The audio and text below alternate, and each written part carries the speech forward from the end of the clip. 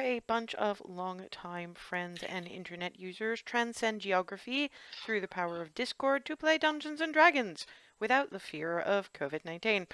Unfortunately, we are still missing a Harry. He's having a second bout with stomach flu, so let's all wish him well and at least trust that that at least is keeping him isolated.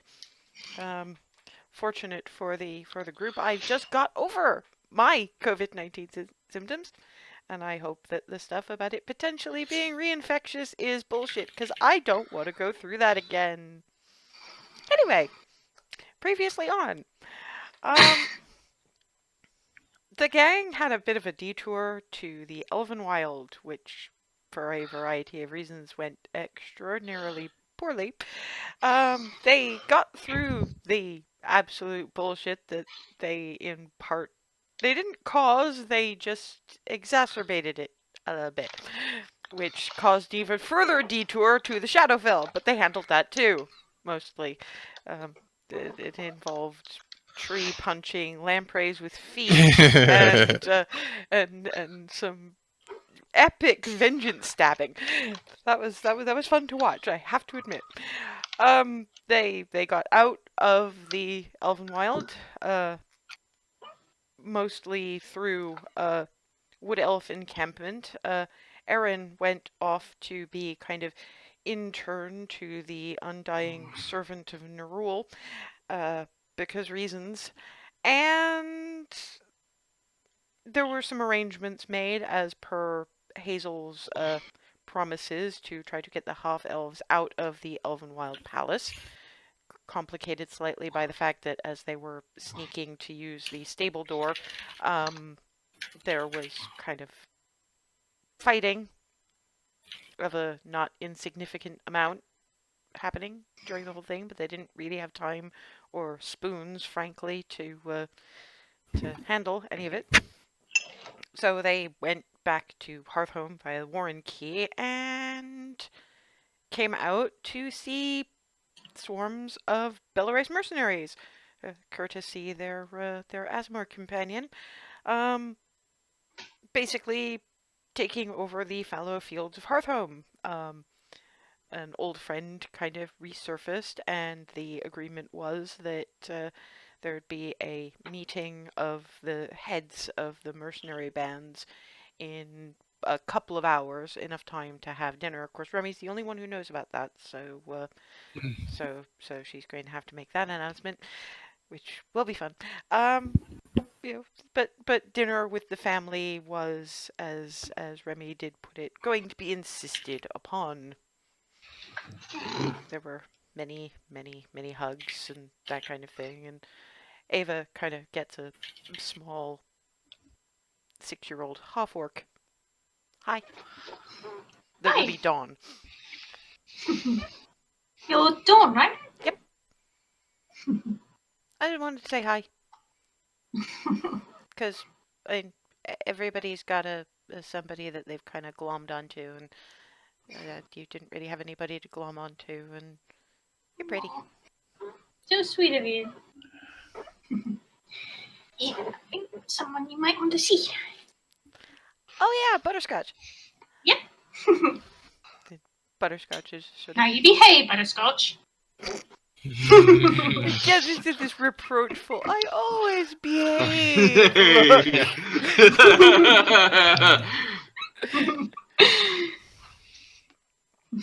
and Dawn just sort of gives him a little pet. And I reserved the seat next to you at dinner, which I got to help with. Pats Butterscotch again. And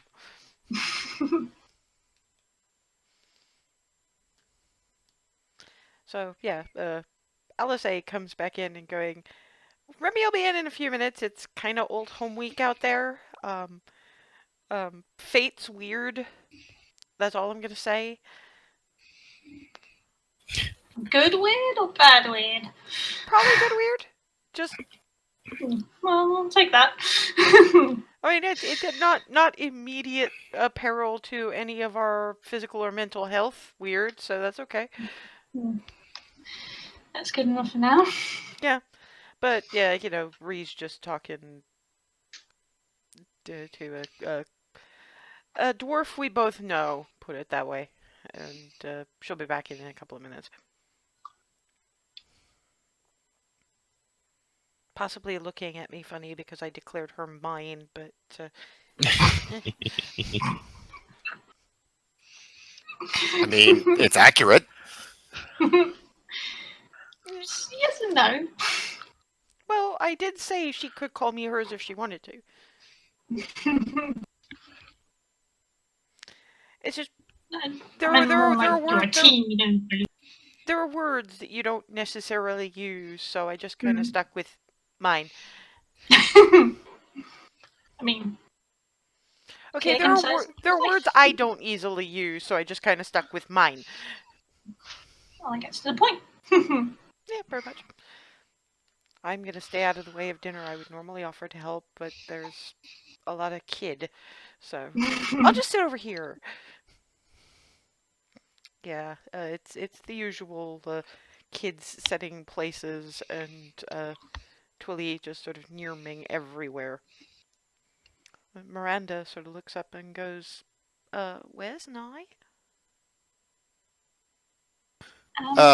He won't be joining us. He's fine. He's fine. He's kind of gone off with his cousin that apparently Narula was involved. There was a deal made some centuries ago which enabled his cousin to stick around and finally found each other, and he decided to go off with family. Yeah, I'm not really sure. Although I gotta say, given the circumstances of his departure, I kind of hope we don't see him anytime soon, given what his cousin is now up to. So it's a little hard to explain. That's about as Cliff Notes as I can give it, though. At which point, Miranda all but materializes in front of Darvin, grabs him by the collar, yoinks. Try. His cousin made a deal with Narul that if she could stick around till she found Nye, that she would become, I think the term was psychopomp. Mm-hmm. And Nye decided that the world being as overwhelming as it was to him, that he would go with her and sort of be for lack of a better way to put it, intern of Narul. I think the term was deathless. That's what she was. That's what his cousin was. Yes. Yeah. For a long time. I've heard legends, but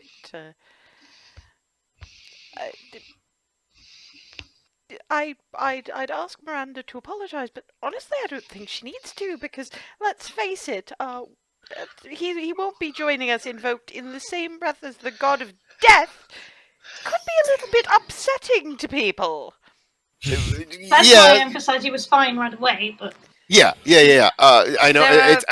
You do realize that some of Narul's faithful do refer to death as at least they can't suffer anymore. So they are, by that very strict definition, fine. Yeah. It was completely his choice. He'd been having issue basically just sort of, I don't know, for lack of a way to put it, getting his head into. He's not dead. Yeah. It was entirely his choice. He found what he wanted to do and he committed to it. So He's just kind of working for the god directly. Miranda lets go of Darvin's shirt. I think next time I'll ask Hazel for the full disclosure. I think hers makes a little bit more sense, which, given your occupation, is a little bit worrying, young man. I'm working on it. That elderly gentleman voice at the back of your head just goes, he makes a very good point. We need a word later.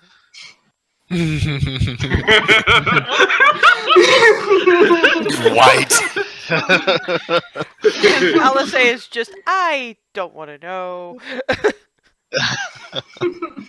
Is Remy coming back in at any point? Yeah, I guess. Belatedly after she finishes up her chat. She Yeah. trumps inside. We heard dwarves laughing. Yes, that was Balder and his cleric. There was a something of amusement, but Yeah, Alice is just. T and I Something about go back a Faith bit. interacting So, funny. yes, something quite like that. He said cleric. Cleric of a fake god, apparently. And Twilly's Wow. just one of the clerics of Istus. Yes, that would be Claude, if memory serves me correctly. They did come in to say hello. Most of them have. Once they found out we were that Twilla and Rand, it kind of became a little bit of a pilgrimage for a little while. Be grateful you missed it. It was hell on the carpet.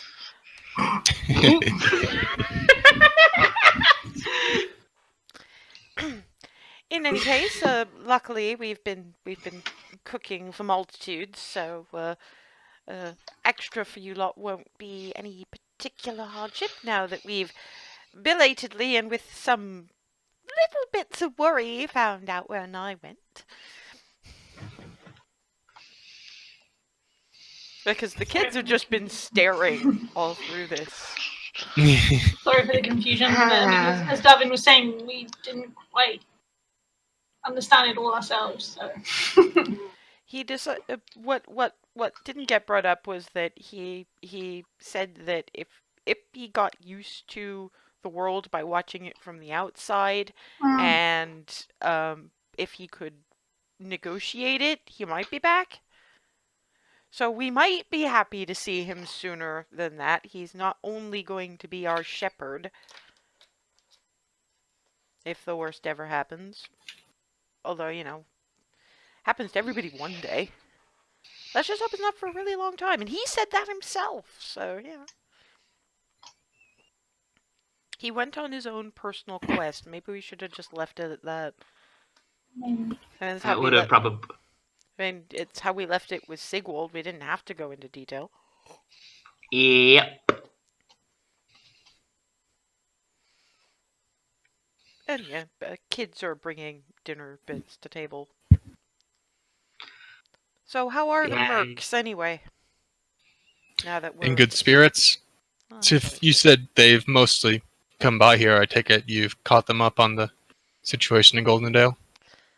Well, the more they've caught us up, we've been still here, really. Children. Many, many children. Not just ours, either. We've still got... I mean, we're still getting something of a tally of the survivors, and not all of them have been back to reclaim their children. Possibly because they didn't. But also partially because it might just be that they don't have a home to take them back to.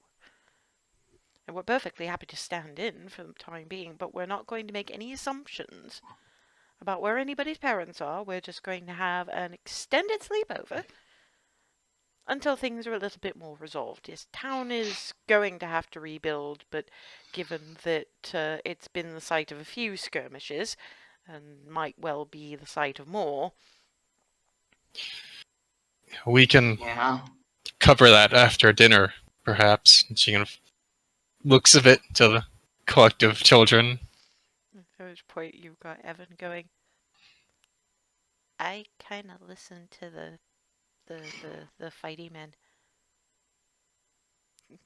Skylar, Faraday, Ramas, Rissy, Zana, Oscar, all look just that little bit sheepish at that point. I think they they know. I think they all listen to the fighty men.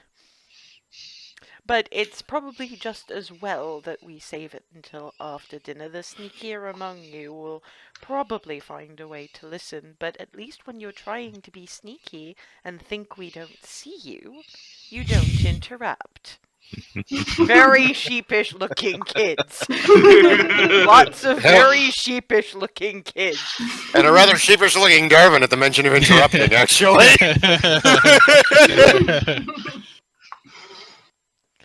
Pointing at Evan, patting Darvin on the hand. Don't worry, Uncle Darvin. You'll learn. But maybe hurry it up a little bit. I don't think humans live as long as like me, and I probably shouldn't beat you to it.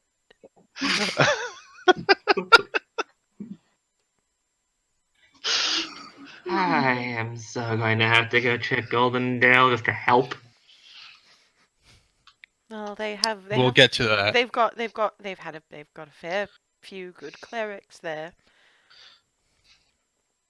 And there's also more peeping from above. You look up and it's all the surviving fairy dragons. Guys! Aye! As one, they kind of swoop down onto Froseth now that they've been discovered. Glory to everyone! They wanted to help, really they did, but Lyra decided that it would probably be better for all concerned if they were somewhere a little bit safer.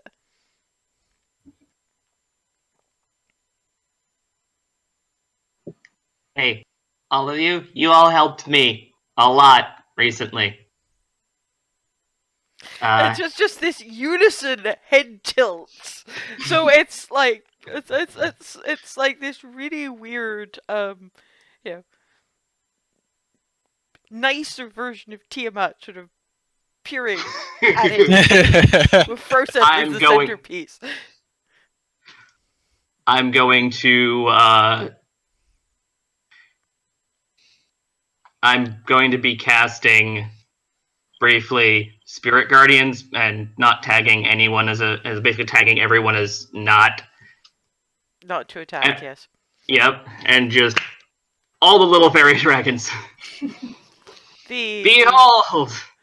All the fairy dragons, including Sunshine and Flitty, just sort of fly formation with the spectral fairy dragons for a little while. And the kids are just, yay!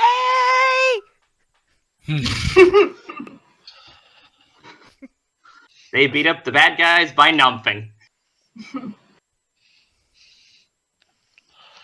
One of the violet fairy dragons just pipes up with, "Death of 1,000 nibbles!"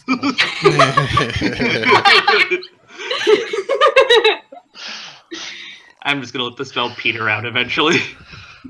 And the fairy dragons resume their spots in the rafters, and Flitty goes up for kind of quasi-family reunion.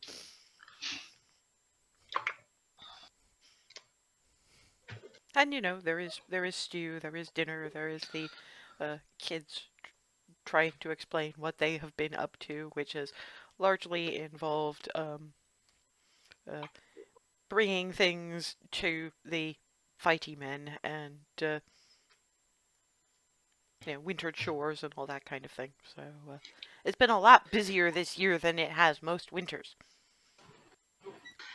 Yeah, that seems like the understatement of the century. Mm-hmm. But we've had time to make snowmen. Yay! So, how many, and are they competing with the scarecrows yet? No, we just kind of made snow adventures on the outsides of the fighty men camp. Yes! I don't know, maybe they'll take a few arrows. I don't know. This from Faraday, actually. It's like scarecrows for people. Further proof that everyone in this house is made of awesome.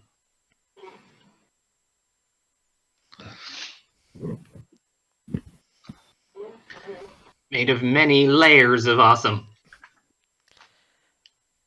Does anyone have anything else they want to add to dinner conversation?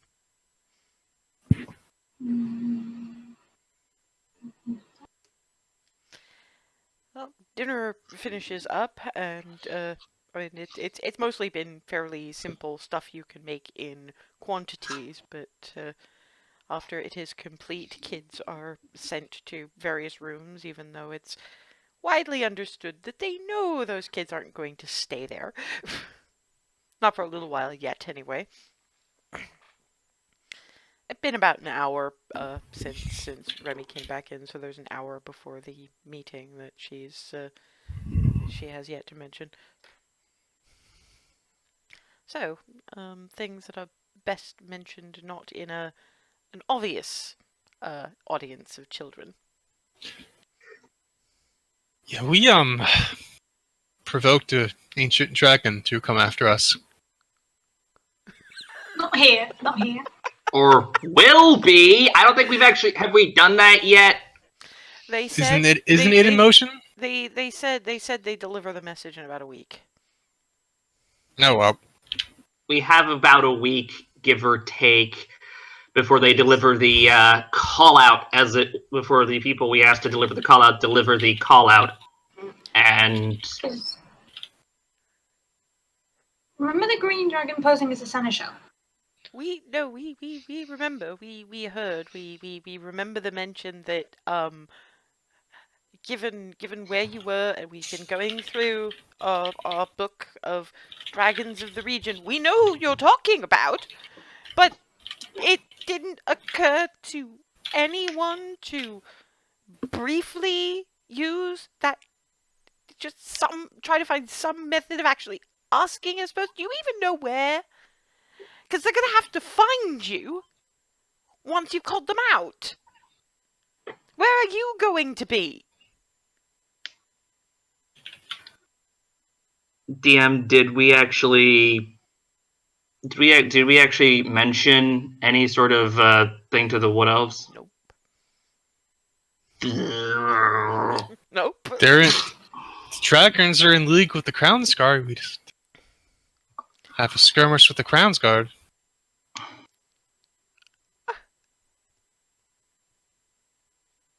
Remy, no. Remy, no. What, Hazel? I know what And I'm just gesturing to the parental units and their expressions. I understand what she's saying.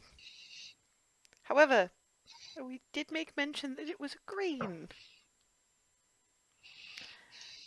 She already knows where there are people who they can get to that would demoralize you at the very least, I would hope.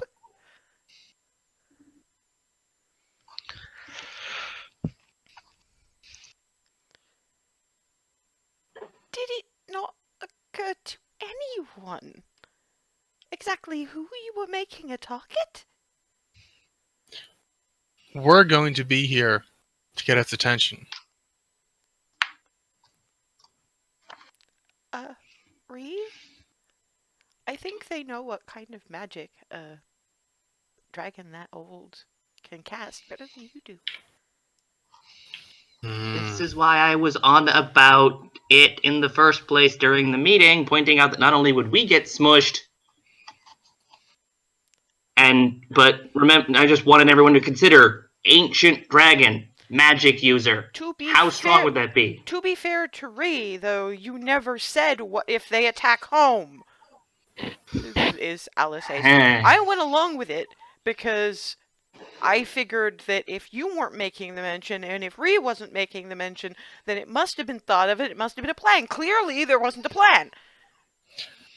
The plan is we have to wear it out of the Elvenwilds. I know that, but whether we're here or not, if it wants us as angry and vengeful as she is, she's gonna come here. We killed her son. I killed her son.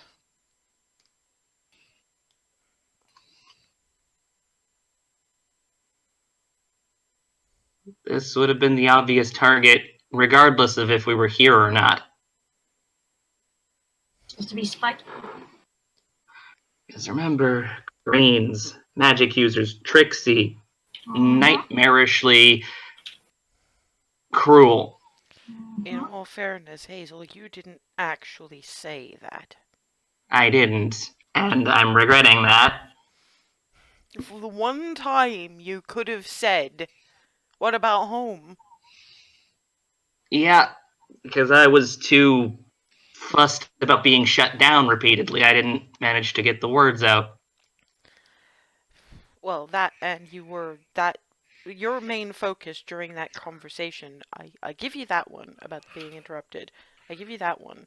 But at the same time, you were focused on we need backup. This was where the backup was.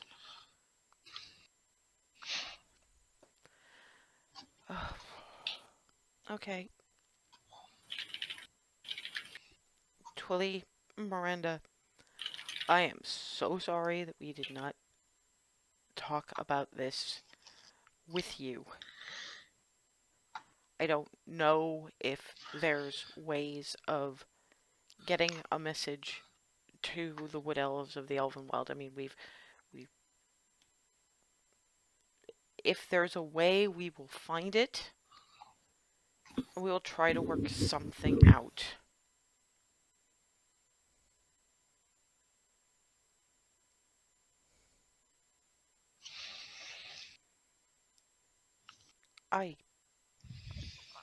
Twilly and Miranda are just, I don't know what to say.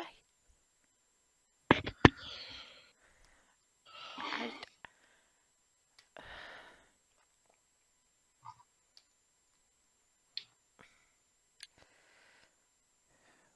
we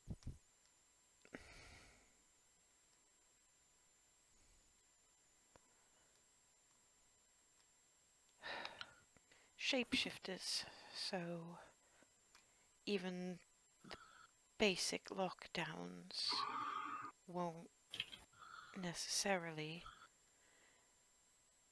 We'd have to keep the little ones indoors. And we can't explain why.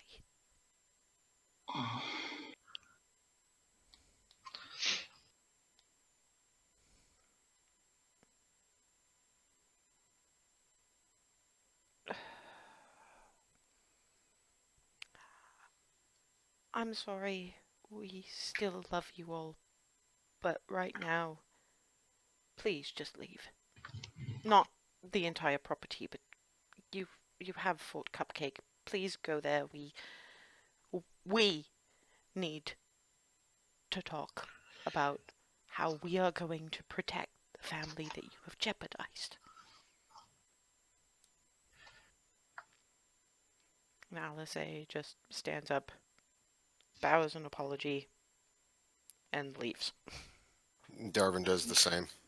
Same with Froseth.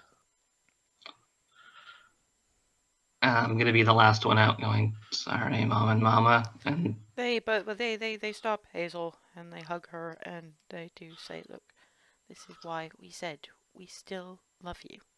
And look at Rizwin, you too. We know how you deal with feeling like you are a disappointment. It's not just you.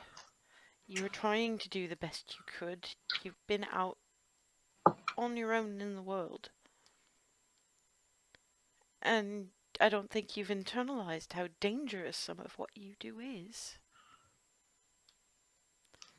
That's not a failing, it's just become unfortunate here and now. We're not turning you away, we're not abandoning you, alright? yeah, I'm gonna hug them both. And then they just shoo them both out the door. Oh boy. So, into Fort Cupcake. And, not a particularly fantastic mood.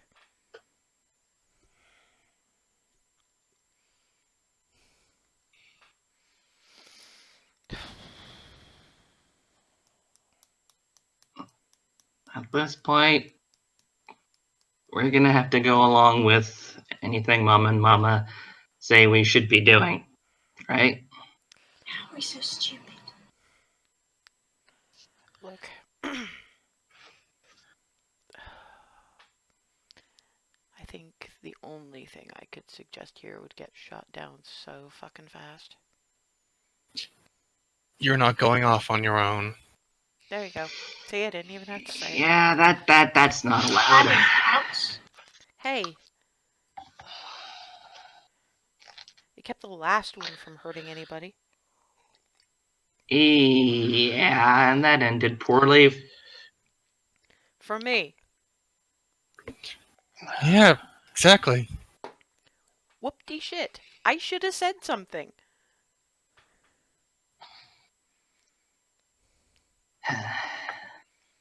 Maybe The it's only a way past... we're dealing with Maybe the only way we're dealing with the dragon is together.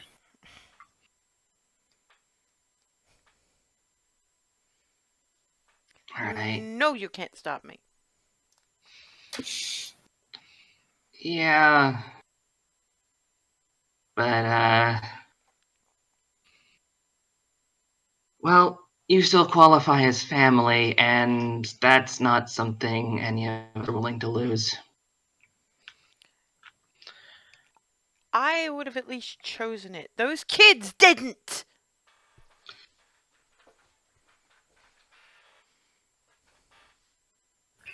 All that gets is nodding. Right. I'm gonna go to sleep. Excuse me. But don't you live back in the house? Yeah. I'm gonna crash out in one of the spare spaces.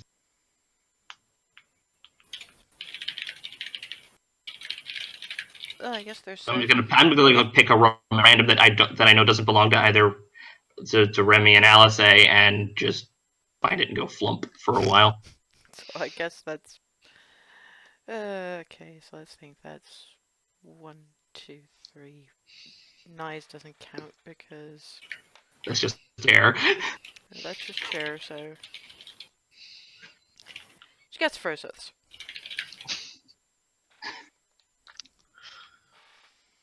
But probably leaves footprints in your Zen garden. Whoops. It'll give him something to meditatively rake or mold earth or whatever he's gonna do.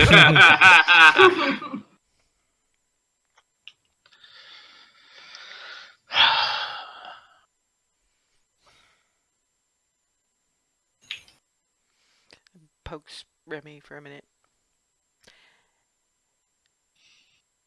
I'm going for a walk, but I thought I would give you the chance to pull that tracking bullshit just so you can be sure I'm not doing anything stupid. Remy looks like she was thinking about it. No, I'm serious. You know, you want to do it. I know you want to, so... If you promise me that you're not gonna run off, then I won't.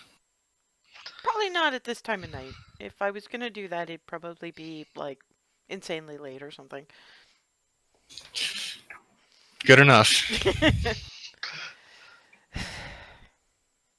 Out she goes. No, get a read if she's really not just trying to insight check if hide you want. the Insight check if you want. hide in plain sight, if you see what I mean.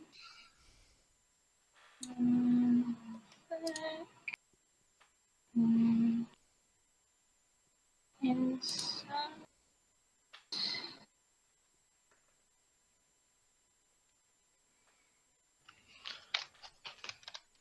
That's 11. You can't really tell. I mean, that's the thing. It's like, she looks entirely sincere, but you know how good an actress she is.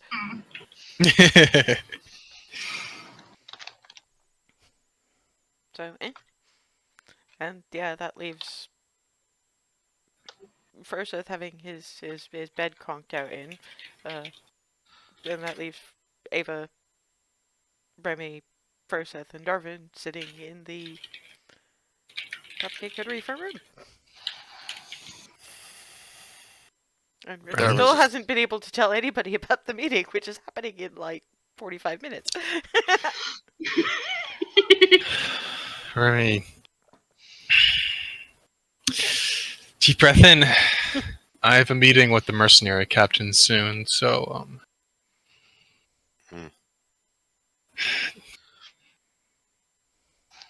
still continue to figure out what the current situation is with the Crown's Guard and Let's get everybody in a holding pattern, I guess.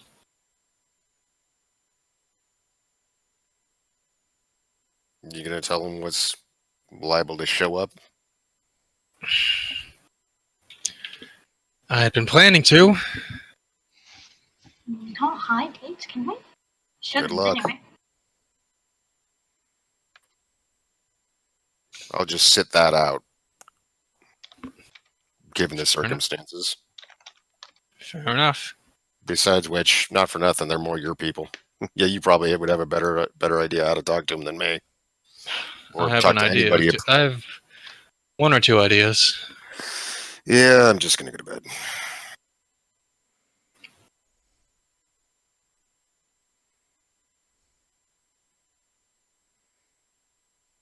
Yeah, guys, it's still like 7:15. I didn't say I was going to sleep, but I'm gonna just go to bed. That's fair. That's Just- entirely fair. We'll Everyone is either too stressed to deal with anything further or exhausted by said stress. No, it's more just getting away from everything. I'm less liable to make anything worse in the immediate, and I got some shit to consider. So.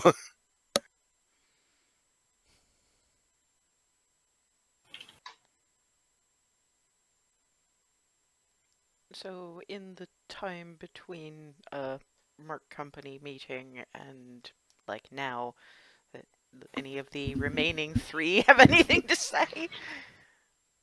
Nope. Well, no, because it's Remy. Yep.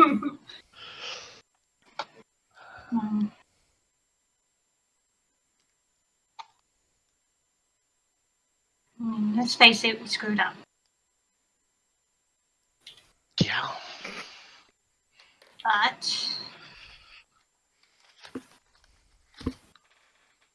we can figure it out. We always have. You've got to believe we can.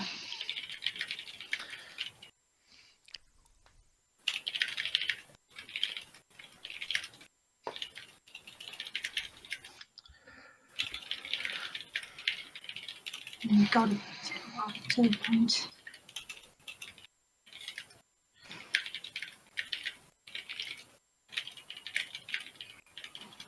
Oh.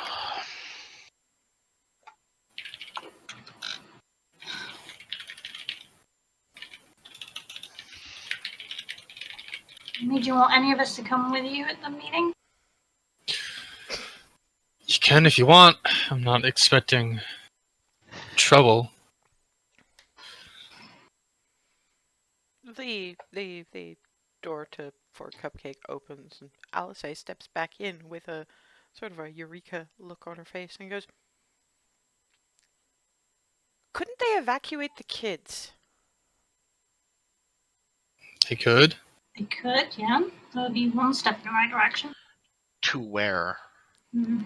Well, if we're going to be here and this is going to be the likely place to be looking, then I would figure, I mean, obviously not the Wood Elves' place, because if nothing else, there's going to be a kill the messenger situation going on there.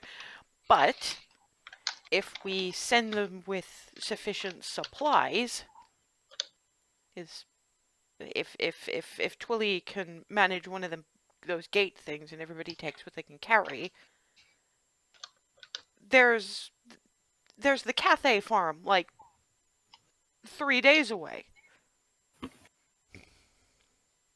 It's a friendly place. It's a pretty big building. They've got they've got the help quarters, as it were, where people can stay.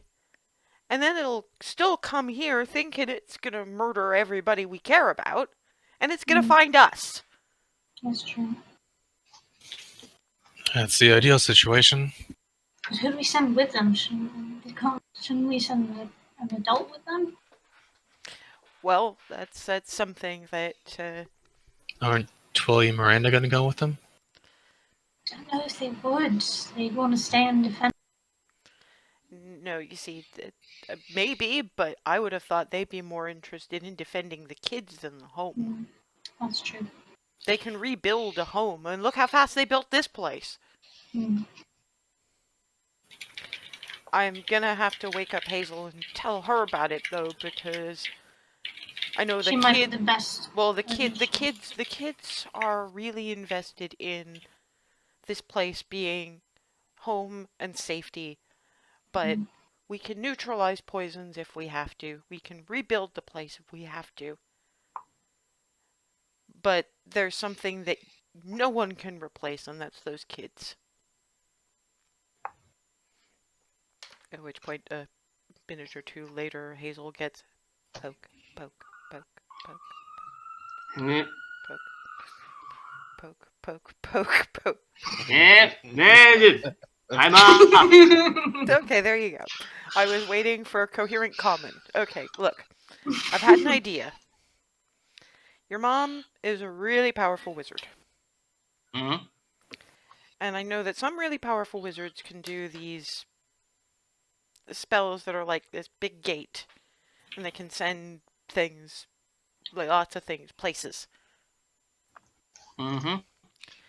Well, what if we load up the kids with all the supplies they can carry and send them to the cafe farm? Dragon still comes here. And maybe we have to rebuild some shit. But the kids are safe. That would definitely be one way. Uh, would another good place be Egref? So we do have family there too. We do, but I don't know how much. Because keep in mind, they're not going to be. Their reaction isn't going to be any worse than Aaron's was, but I don't know how much better it's going to be. And remember, that's a lot of that's a lot of people in one little space, and we don't know how much living space all that family has. They might have to be divided into lots of different buildings. Whereas we know that at the cafe farm, they've got that whole building with spots where the help can sleep. Yep. I just thought of the first place I could think of that's got room for that many people. And that isn't too far outside their comfort zone. Yeah, makes sense. Do you need me to go mention that, or You tell Twilly and Miranda this, or ask them. I Got figure that you'll probably feel better about things if you're the one who's presenting a solution. a little bit? Yeah. He grabs Hazel, yoinks her upright so she's standing up, and then gives her a hug.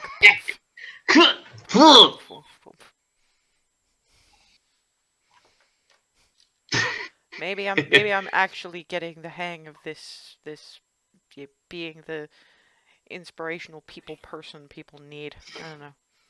In short, yes. And I'm just gonna fist bump her shoulder and start on out. It gets a little bit of a hair ruffle on the way out the door. I'm not smoothing that out. I can figure this out. I can figure this out after I talk to Mom and Mama. Yeah, she hasn't messed it up. She's just given it a little kind of. Because to be fair, she was face down, so the fringe was probably messed up in the first place. So she just kind of tidied a little bit. If anything, yeah, exactly. So cheerful Hazel goes out the door. Then you got Alice just sort of leaning in the doorway and going, "Okay, I do actually have a brain. Good." How do you always do that? Sometimes it takes a minute, and kind of punching a tree a few times. I don't think that tree is ever going to entirely be the same because I was kind of raging while I did it. So It's very therapeutic. yeah, but there should still probably be tree when it's done. Oh, yeah, as Hazel is fuming, she finds slightly not hugely venerable old oak, but kind of one of the smaller, newer hazel trees has kind of been. As she walks past it, she sees the large splintered mess that is most of its trunk, it finally just sort of gives way and timber crunch. And you look up. Yeah, there it goes. Poultry. Yeah, well, it died in a good cause. Anyway, Hazel is sort of turning up to hug a pile of Twilly and Miranda. Sort of look up and look at the look on her face and just sort of going, "You've had an idea, I take it?" Yeah, there was. You can, with your magic, you can make like gates to places, right? I mean, I have a scroll left, and I can prepare that one. Yes. Well, there's a farm we came across, the Cathay farm. Vaguely know it. We get some of our flour from there, or our haberdasher does, anyway. Well, we could evacuate the kids to all the younger kids to there. Do you happen to have anything that belonged to any one of them? That would be the place where Ava got the sword. Ava does. She has the fellow's sword. Then it's possible. I suppose we'll have to apologize closer to the time because I don't think we really have any way to contact them, but needs must at this point. Outside of something like a sending stone or any of the spells associated with that sort of thing. I don't know the man. I'd need to know him. Mm. Besides, it's a little bit intrusive, don't you think? More than a little, yes. I mean, at the very least, turning up on the doorstep, you kind of have warning in that there's somebody on your doorstep in his head. Yep. Miranda's. I'm the one that doesn't generally respect people's immediate privacy, and that's only on the physical scale. Even I generally stop short at dropping into someone's head uninvited. In fact, a lot of my training has gone into keeping people out of my head uninvited.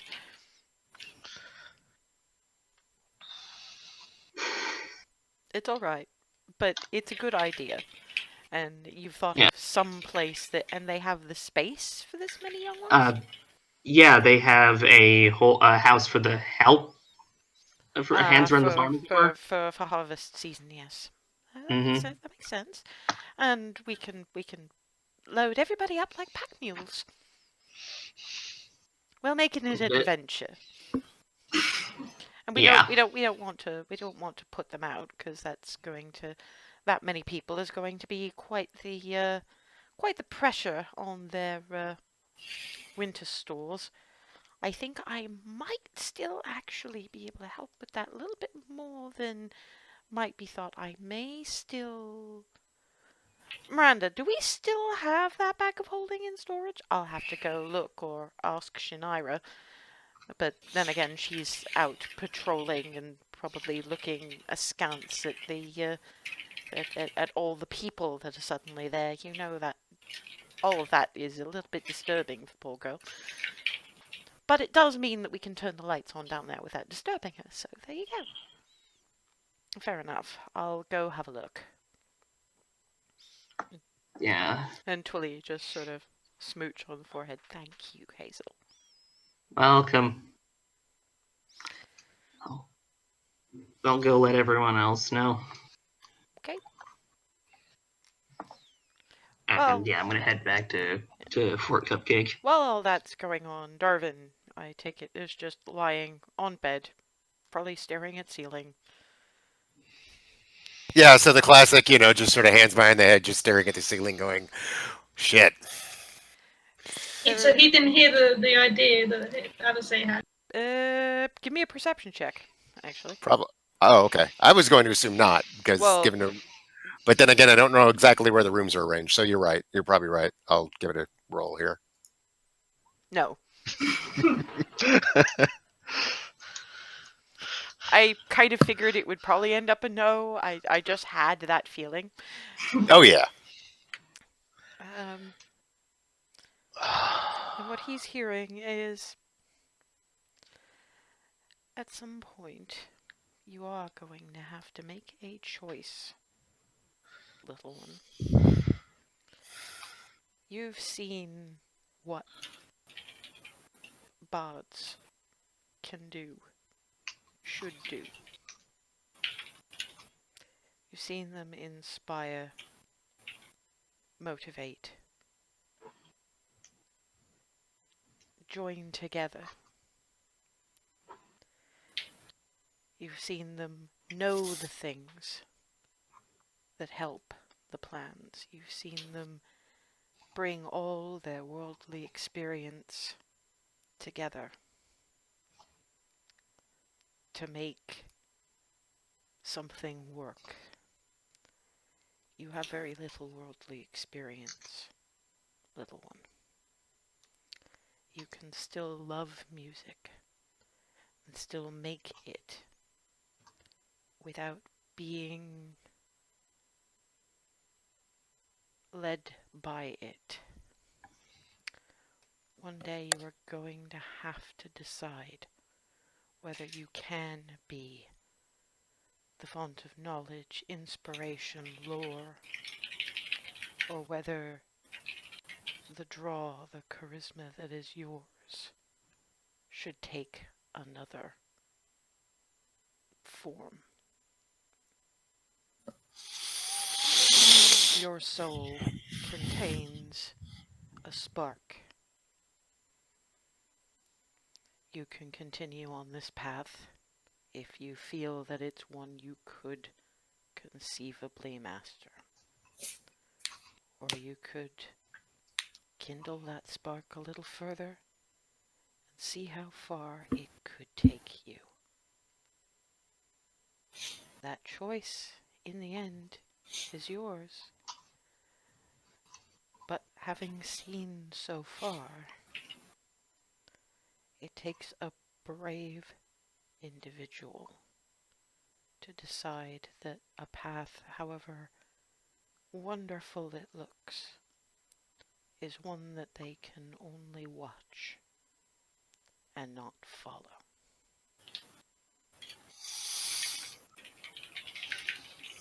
There's no answer waited for. It's just More to consider, essentially, is yeah. and I'll have to have a word with you about that one, but it's something that's been occurring to me lately. And I think it's been occurring to you too. So yeah, eventually the meeting, first Hazel comes back, because that did not take overly long, so in Hazel barges. Huzzah! I'm looking for Alice, like just trying to visually track where. She's making hot chocolate. Is that? Do I see that, or do I have to? No, the kitchen is. It's like Hearth Home proper, so the kitchen's in the main room. Ah. Alice, success. Good. If I hear that, I'll go knock on Darwin's door. So just as that last sentence drifts away, you get bang bang bang. What? It's only me. Oh, hey, what's up? Well, since you seem, we all seem a little down, I thought you'd want to know Alice, really, came up with a plan we think will help. Okay. So the main problem was the kids being in danger. So Alice figured, why don't we just evacuate them?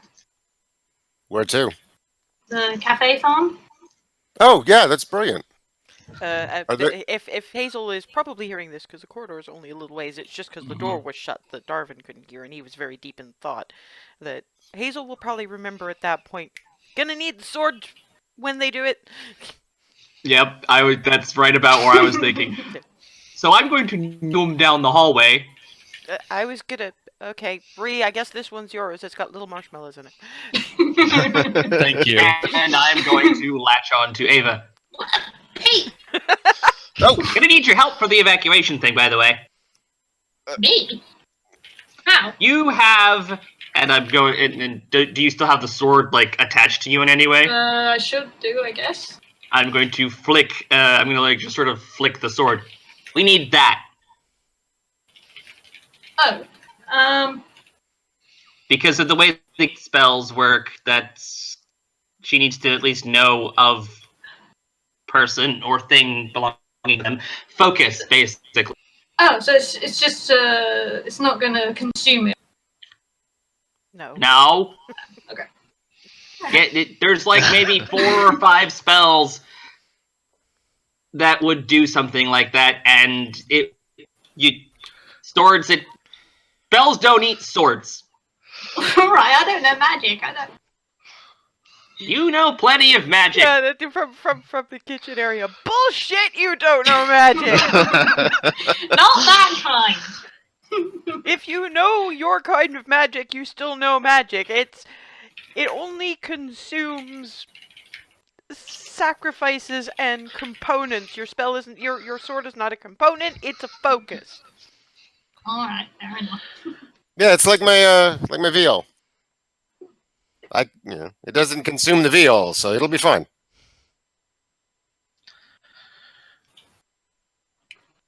I was just sort of looking at Froseth because words seem to want to happen. Was waiting for a Yeah, that's lull. and this is why Alice is sort of holding up a head and going, guys. So, since we've got the main issue there sorted out, I had a thought. We've dealt with the green dragon before. We know what they breathe. Do we have a way to deal with that, or can we find one? I mean, Some of us have resistance baked into some of the stuff we got from awesome people, but you're right, not everyone has that. And we also have to find a way to guard anyone helping us. I'm just gonna sit there, sort of racking my brain, trying to remember anything that could possibly help of that nature. That's gonna have to be a straight intelligence check because that's memory. Right. well, and as far as that goes, we could check the book. Can you just? Oh, sorry. Sorry. Natural fucking 20. I mean, unfortunately, only recently have you got. I mean, you've got something that neutralizes poison in food, but that's probably not going to be helpful for dragon breath. There are some potions you don't know if Twilly can make those, but you don't figure she can, because if she could, she would have given you some by now. Some of the clerics might be able to, and you don't know what kind of trade you might be able to engage in with the mercenary companies. Given that role, there's also going to be, you do realize that you have no idea that the people you're about to ask for help, which is clearly the mercenaries, have absolutely no idea that you're thinking of volunteering them to fight a and Smeagol has frozen. Ah, there we go. Well, that you've volunteered that you're going to volunteer them to fight an ancient green dragon, and they might not want to do that. So yeah, Remy needs to talk to everyone in the mercenary bunch first, because they very well might say no to fighting an ancient green. If Mom and Mama had any method of giving us stuff to take care of that, they'd have done that already. Also, again, because that was a fantastic role, you do remember quite a while ago that Twilly mentioned that she had a method of basically abjuration is her specialty. That's keeping things away from things. And if she has a spell scroll, could she make another one for something that might be useful in this situation? Because she's probably not going to want to stay. She's going to want to stay with the kids, probably. But if she can make a scroll of something that might help. Mom could maybe. Well, the one thing Mom could probably do is still make a scroll for something, because she did say she had at least a scroll of the gate thing left over. Doesn't this Let's take see. time, though? We have a This is week. Mom. Oh, We have a week, and this is Mom we're talking about. Plus, there's also the clerics up in town might be able to help, but again, that all depends on really if Remy can get any one of the now local mercenary companies to say yes to fighting an ancient grain. And even if it's just us, even if we can just get it to stay in one place and be not as vulnerable to the poison it breathes. The other issue is its magic. A lot of the protections you can get from poison are magical spells and magical items. I know there's magics that can take magic away. Yeah, and if she's as nasty of sort of dragon as we're thinking, she'll probably have a few things of that caliber. Wards, anti-magic. Because in a magicless environment, we're just squishy people. She's a dragon. In a magicless environment, we're still squishy people. One in some... I mean, to be fair, without some of the resistances, but that's still some pretty impressive armor. Really fucking fast, pointing at Froseth. you have our weapons. Rage. Rage and magical. Yeah, rage is just rage. Though I don't know if your whole storm thing would work, but the rage would definitely work. Hey, it hits harder. Whatever. Anyway, that's what we've got to be careful of, and that's why I'm sorry, Hazel, I don't think you should be coming with us when we talk to these people. We can't say that we want them to help us fight the thing. What we need to tell them is that it's coming, so they can decide what they want to do about it, what help they're willing to offer, and what it's going to cost.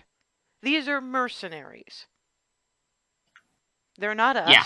They're not doing it for the good of the province. Not wholly, anyway. They're doing it for the money. Thankfully, I have a fairly large amount of it. Yeah, well, you guys are dealing with... And don't talk about party funds. We're still saving up for Froseth's permanent tattoo. Yeah. While you're dealing with talking with the mercenaries, I could at least be helping around Goldendale. Or, well, remember, ask your mom about something that she might be able to do to help first. Yep. Even if it's something that just lets us get a second of breathing space to chug a potion or something.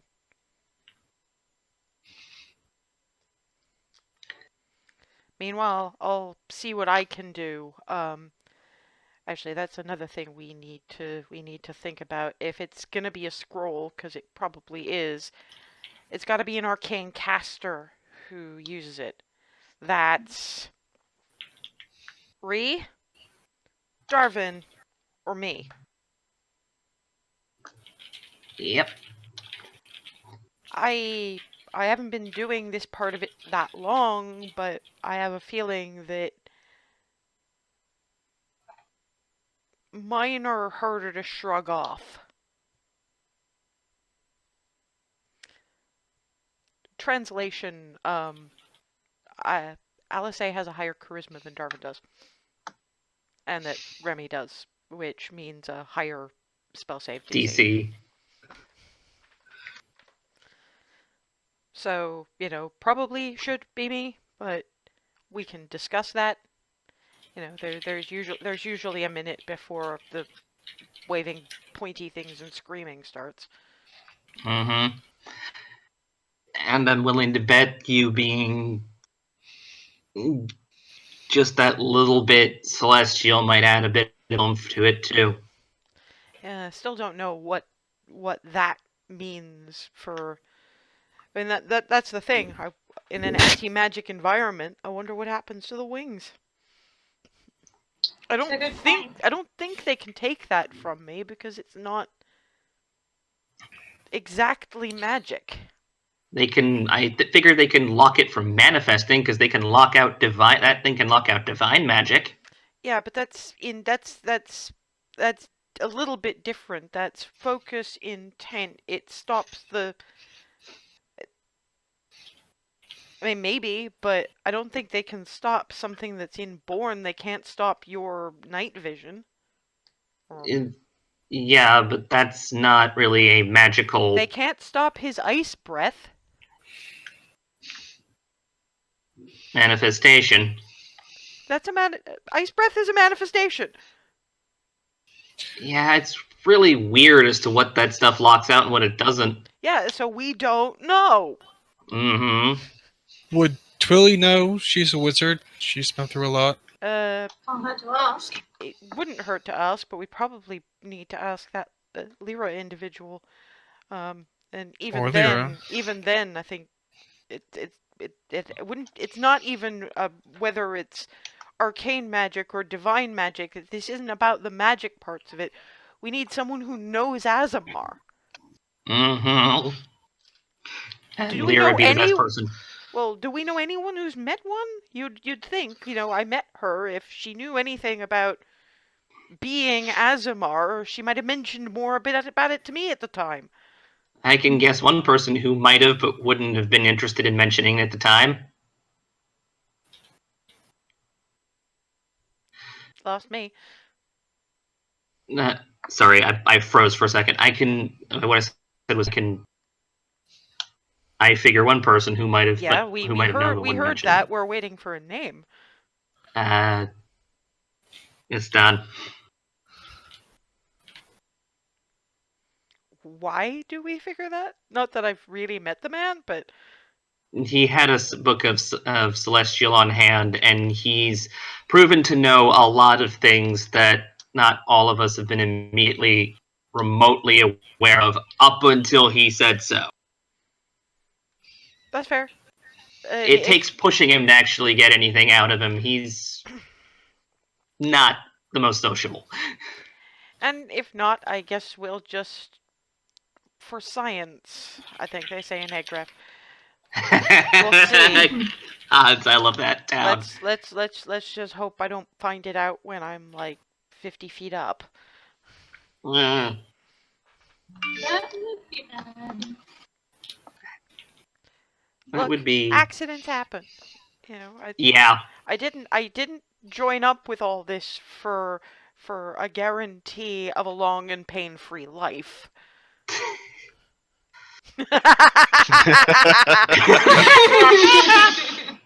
I mean, Darwin just joined up because we were trying to get him paid, but that kind of escalated out of control very, very, very quickly. Yeah, but isn't it great? Because it means that you got a whole new family. And you saw diverse wonders. I mean, look at what that one thing did. Froseth found out about his family and actually got one of them back.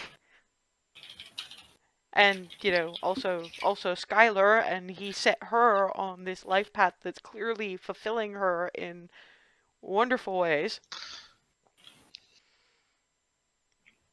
They got Hazel, whole new family and whole new places to explore.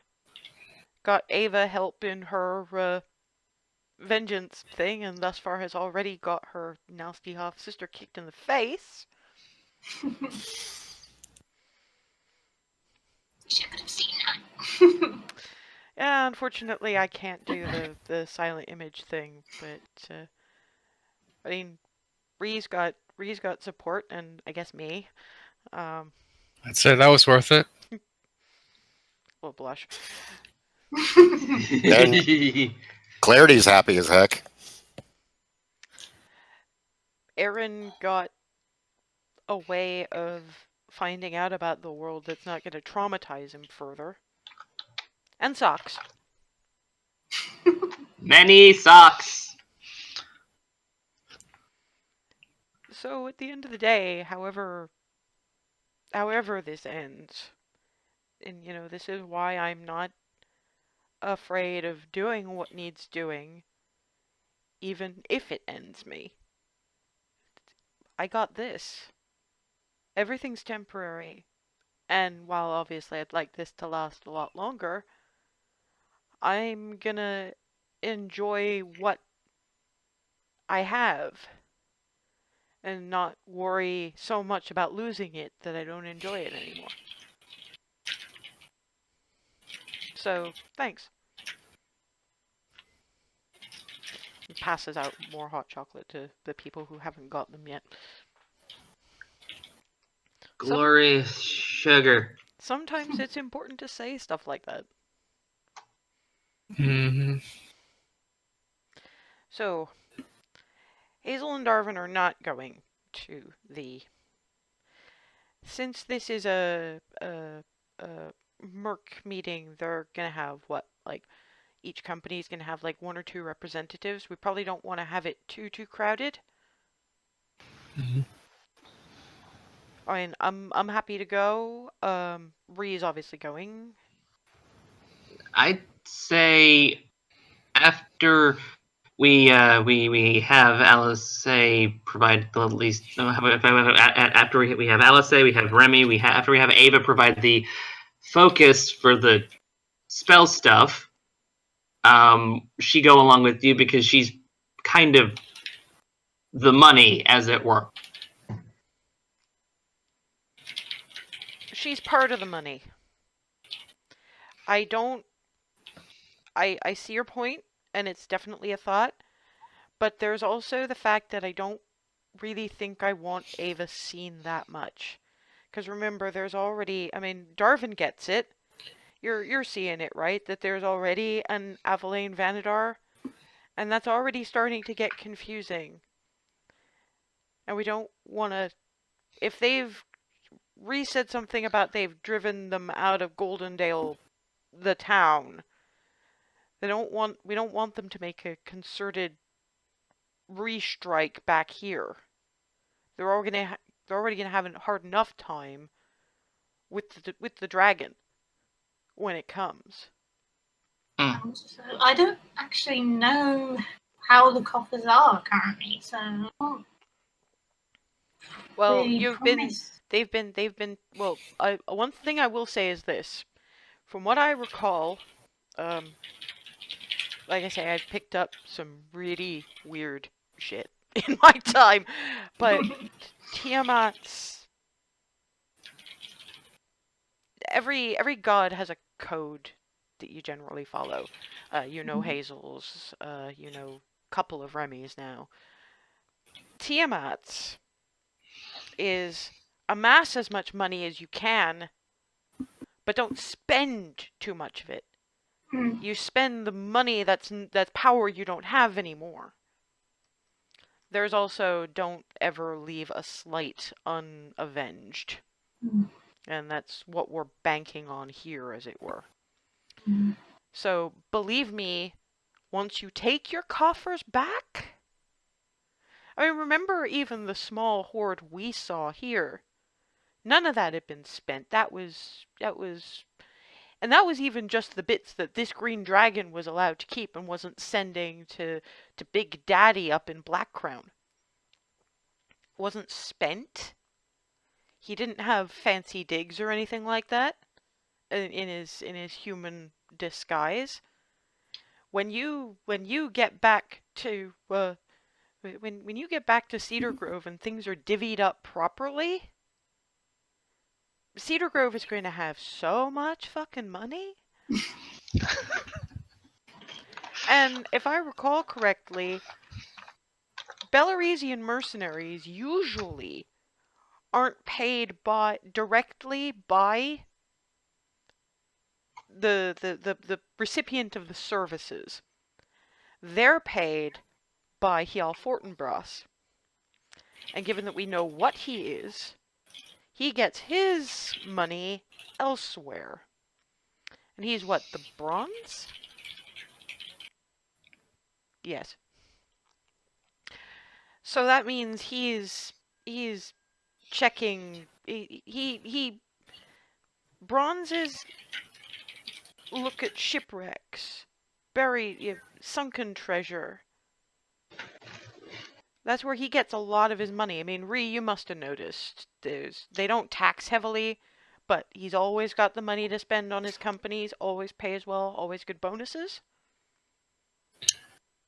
Well, once you find out he's a dragon, that sort of changes things. Yeah, but at the time, before you knew, you must have wondered a little bit.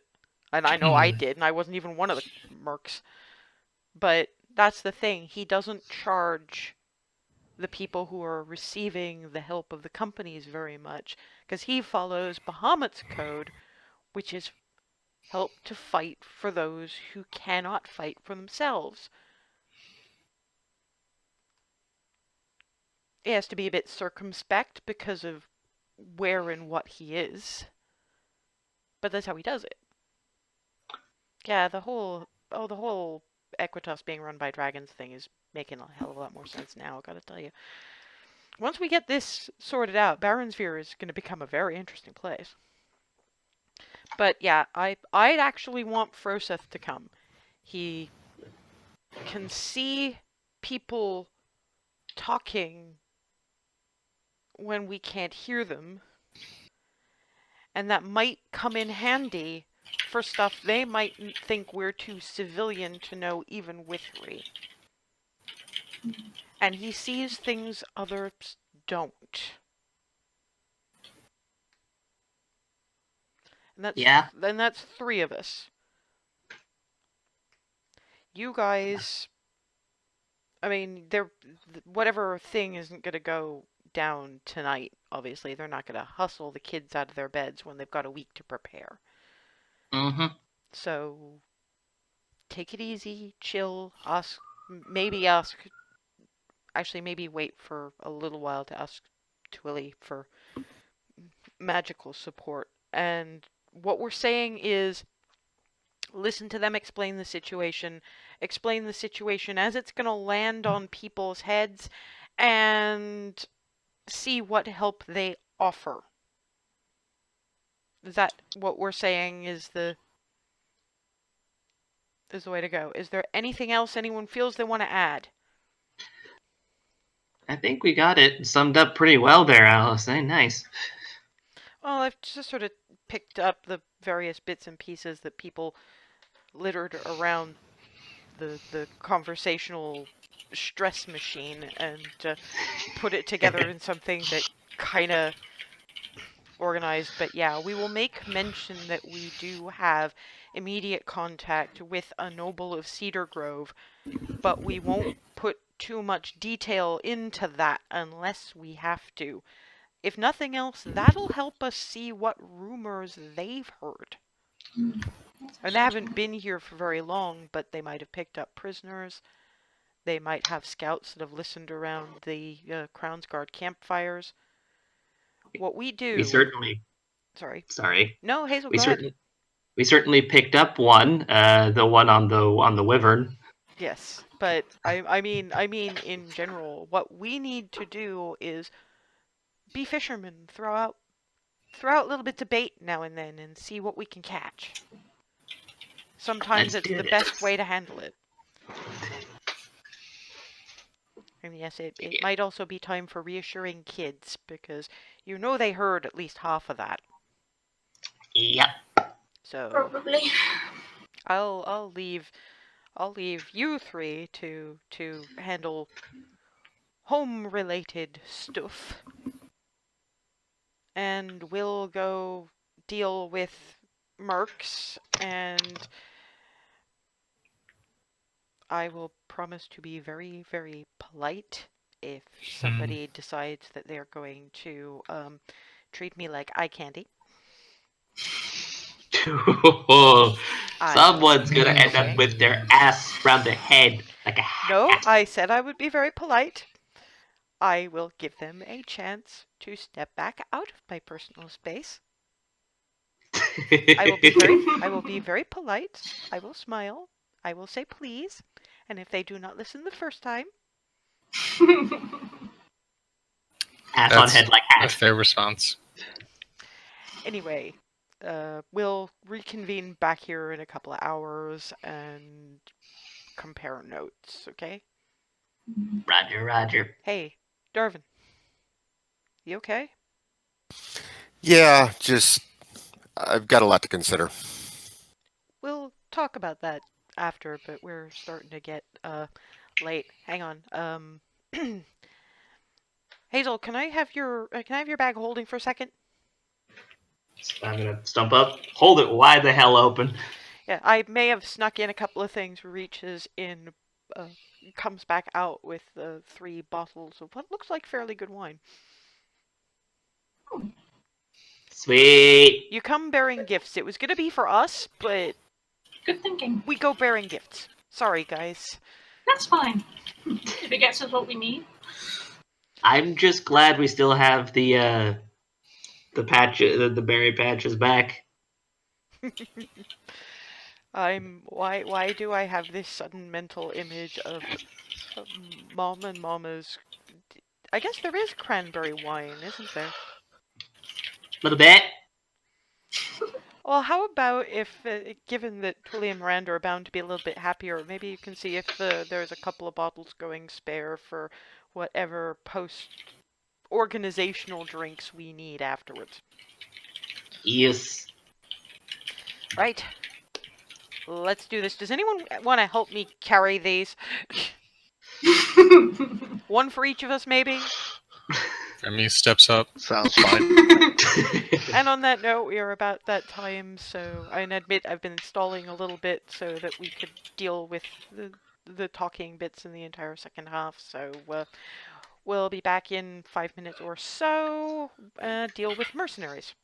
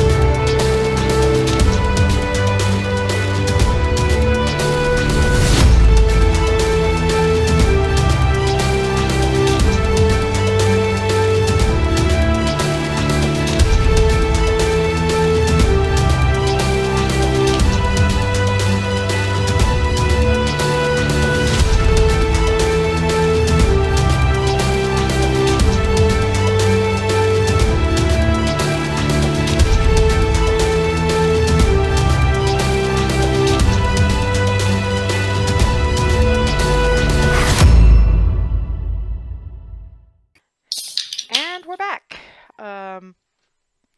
The Cupcake Coterie has discovered what exactly happens when I don't nudge them to remember things, and and realize that when they were going to lure Green Dragon to Goldendale, that the first thing it's going to do was basically destroy their entire family. They've worked their way around that. They're probably still gonna have to be careful about who they tell what's about to happen. But they at least have a way around that by basically evacuating everybody that they can. And they have now divided into 2 teams. 3 of them are going to be heading to have discussions with the Merc company leaders. The other 3 are going to talk to Twilly about whatever magical assistance they can muster and probably reassure the kids. Rizwin, by the way, is going, I did think of one way that I might be able to be of help in all of this. Sorry, I've been a bit quiet. That was just a bit of a blow, that. What if I, while you're getting the news from the leaders, what if I moved around the mercenary camps, not overly stealthily, but just as a scout might. I mean, I am one, after all. And see what the average man on the ground has to say. Not a bad idea. No, I thought not.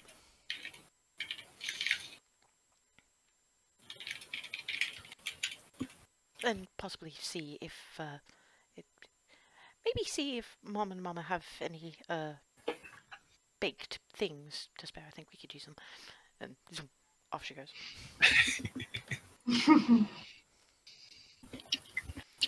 We'll deal with the shorter version from you 3 first. Let Noms eat. No, it's you're going to be doing a lot of the talking, but also please mute button. That is a good point. So we'll deal with you. We'll deal with you 3 first. So these guys head off to whatever main tent they've got, and you 3, I guess, head to Hearthhome proper.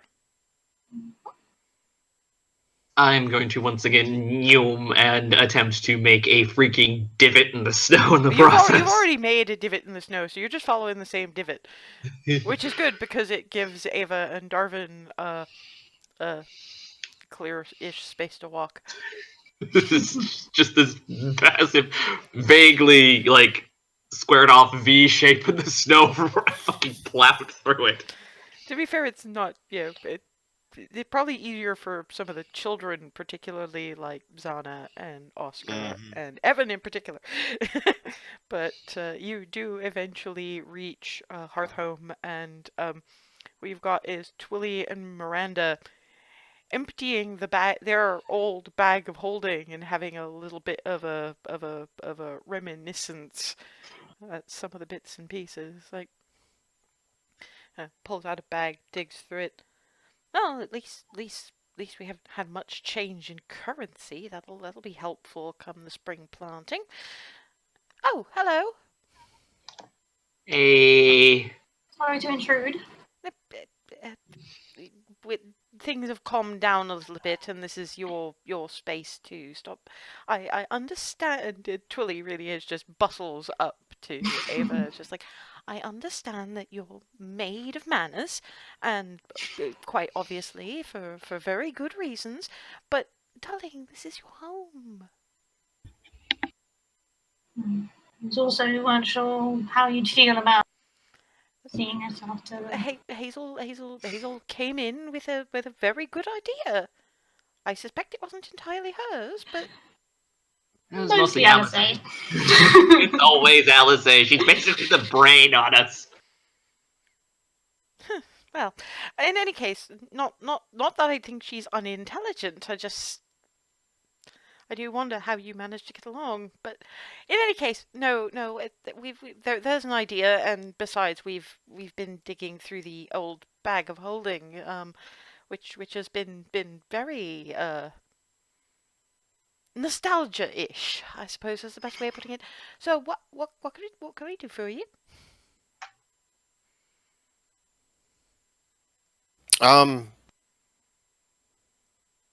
Really, I hadn't had a chance with everything to spend any time with Evan. I wanted to kind of do that if everybody was still relatively awake. More or less, yes. I think. I do believe he is currently helping with rearranging the dollhouse. That would make sense. Do you want to take butterscotch with you to keep them company? Actually, no, I've got these, and I pull out the thieves' tools. Alright. Not sure that's the best example, but. For Evan, believe me.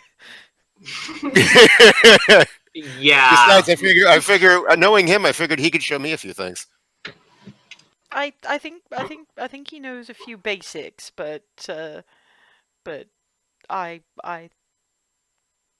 don't think he's that much ahead of you. Give yourself a little bit of credit, won't you?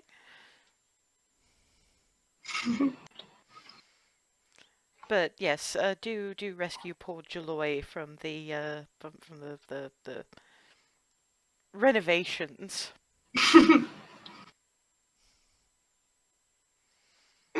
And what about you two? Well, we were wondering if maybe you had anything that might possibly be of assistance, even as little as there is against poison, mainly. Mm. I don't know specifically about poison, but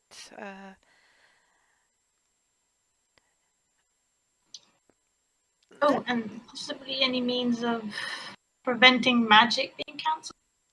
That might be more tricky. if that's the thing, you'd wind up with counters of counters of counters, and it would start getting a little bit ridiculous.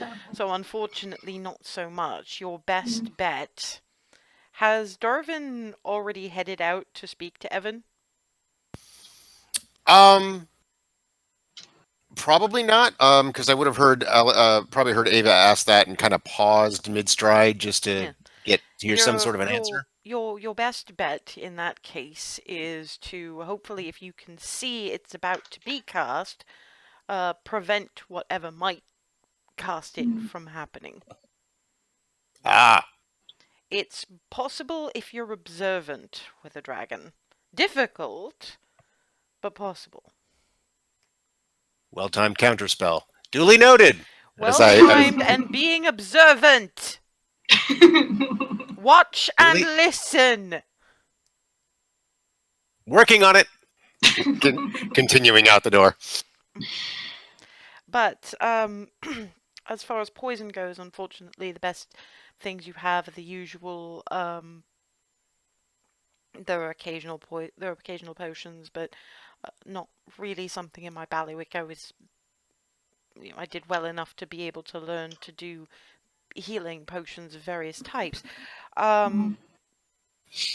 There is something I might be able to recommend, depending. See, one of your issues is going to be dragons have wings.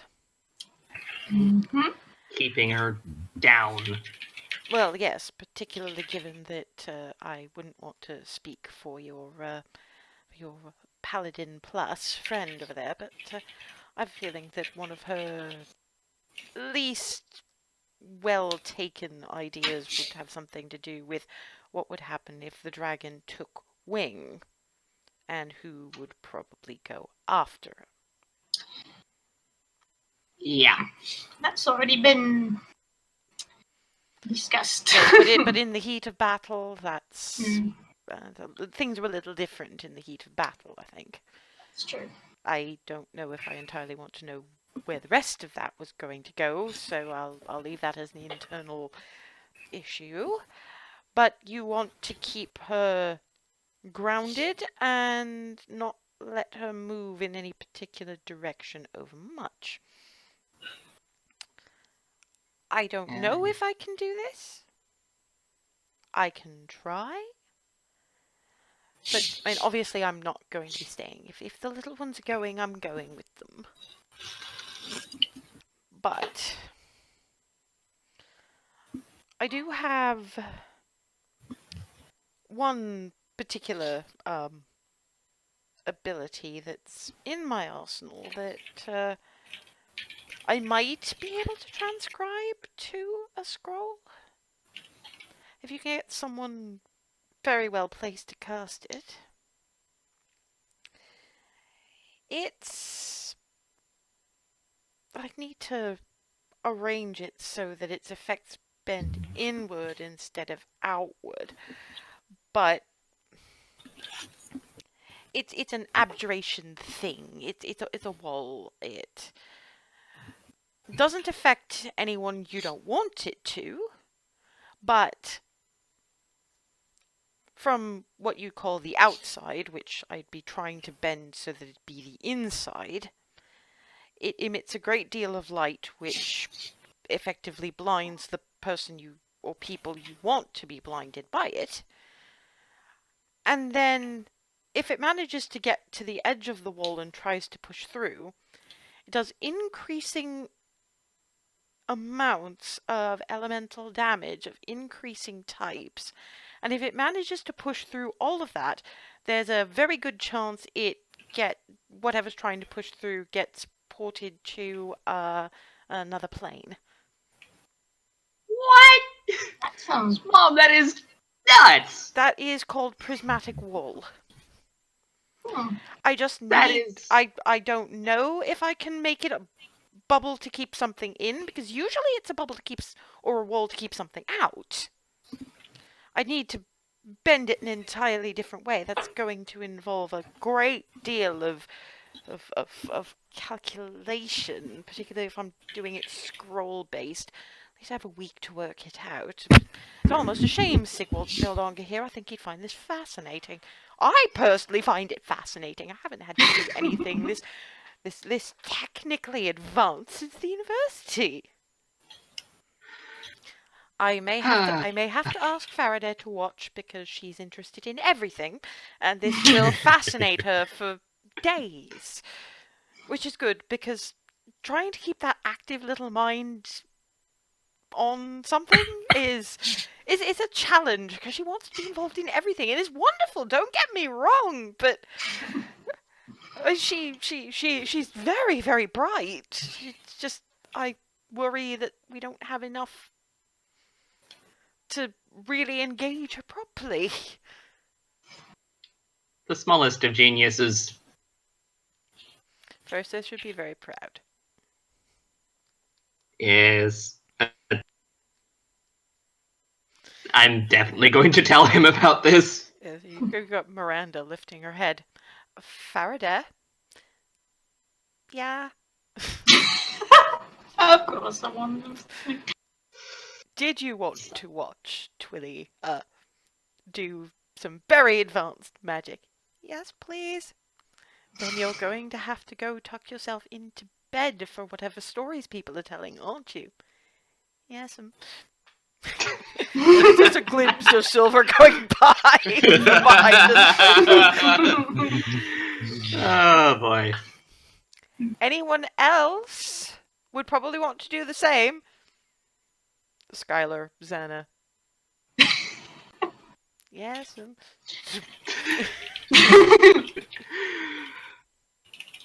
I love my family.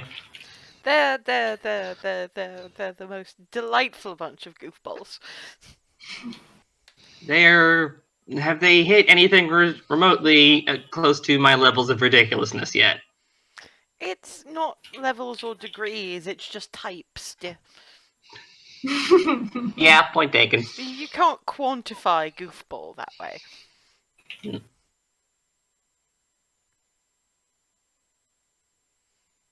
do that again, I dare you. I'm done. That's a shame. By the way, actually, she did mention you need. Not until we're actually doing the spell. Don't worry. I'm not going to take it off you in case you might need it later. But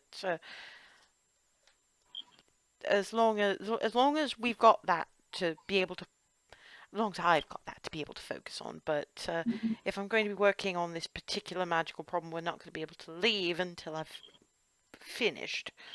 So I guess I'm also on a bit of a timer.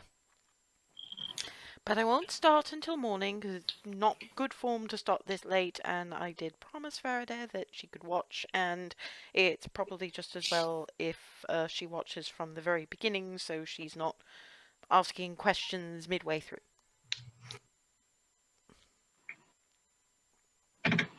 Anything else? I think we're pretty much squared up. You are amazing as usual. Is there anything you need us to do? I can. I think we're all right for the time being. We just had a run to the barn for supplies. We did not, however, manage to stock your pantry and cookie jar with sufficient. They're staples, but there's no particular snack things, so you might want to dig through the pantry and cupboards and help yourself. Gotcha.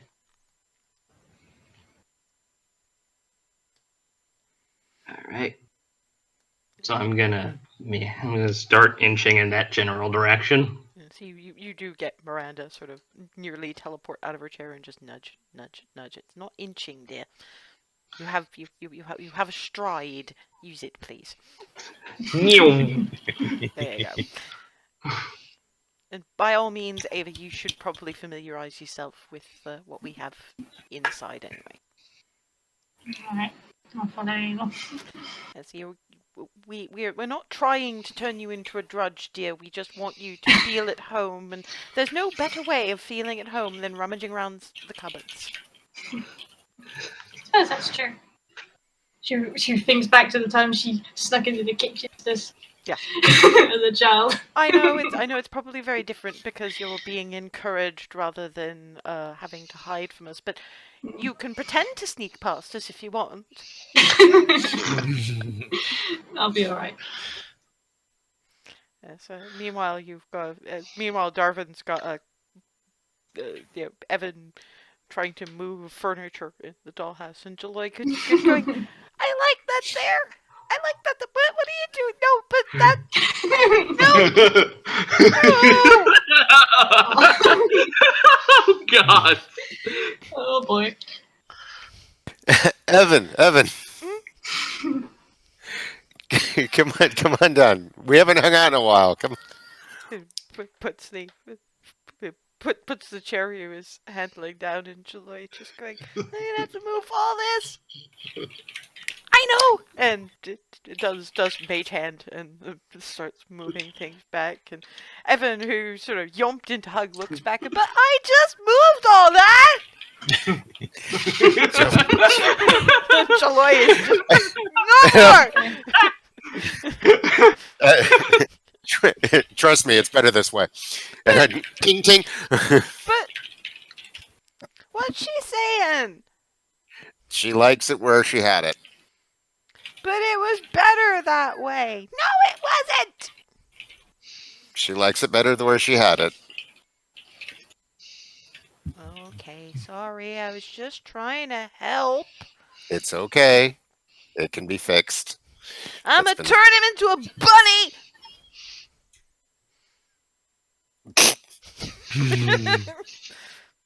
I'm not going to translate that. That was player, not in character. That comment. But anyway, and I'll pull out the thieves' tools and be like, "Hey, I've been practicing. You want to check? You want to see?" Face lights up, and he reaches for them and rabbit. Oh dear! Really? Yes. little Eddie's still bright red. Yeah. Look at him like, what just happened? It'll pass. You get used to it. Come on, I'll take care of you. Scritch, scritch, scritch, scritch, scritch as I'm walking down the hall to his room. Look, I can still show him stuff. Yeah, that's entirely fair. You guys are digging through the pantry and you see Darvin walk out holding a very small, bright red bunny. Yeah. In one hand and the thieves' tools in the other. Oh God! Don't tell me that's Evan. Okay, I won't tell you. Keeps on going. Just keeps on walking. We did warn him that Jaloy might cause repercussions if he continued to rearrange a house without her permission. But Well, now he knows the power of Bunny. Oh, goodness. you're muted. If anybody's prepared to help him through this. Well, Yeah. Okay, so while That was shouted down the hall back toward Ava. It's like, if anybody's prepared to help him through it. I guess. And then walk out of scene. Okay. while Darvin is showing Bunny Evan the basics of thieves' tools use, and Hazel and Ava are raiding the pantry for snackies. Alice, Remy, and Froseth walk into the large sort of meeting tent in the in the center of the, I guess, Merc Town. It's, you know, they've got a mid-sized table with a few maps of the area spread out on it. There aren't that many people in the room. It appears to be 2 per Merc larger company. 3 in some of the cases, the larger ones. Broader's there with Khalad. You've got 1 fairly sizable human male, who's Remy's seen a few times but doesn't remember the name off the top of her head, with very small, kind of weedy looking half-elf, you think. A little hard to tell because he's got one of those hats with that covers the ears, and it's just something in the face is kind of reminiscent of the slight pointiness of Hazel's, who's largely making notes on things. There's a rather large woman who you guys now, I guess, recognize as a Goliath. 0 in the way of hair, but you can very much tell a female. And standing behind her are 2 half-orc women. There seems to be an entire female company of outright smush. There's a couple of others, but those seem to be the larger voices at the table.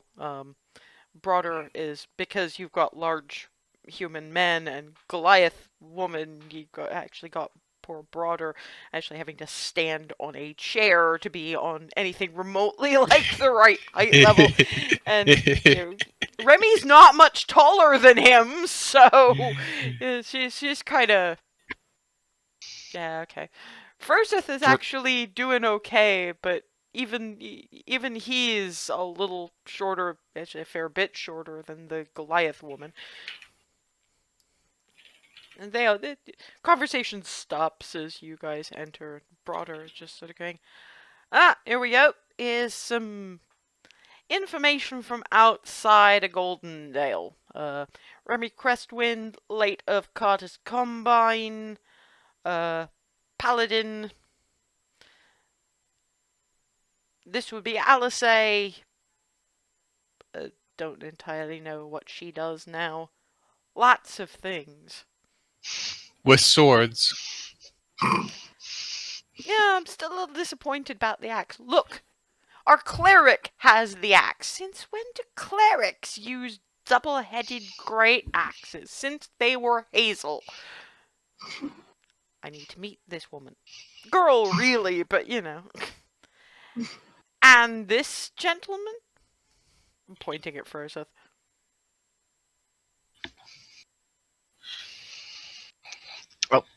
I'm Froseth, monk of the 4 elements.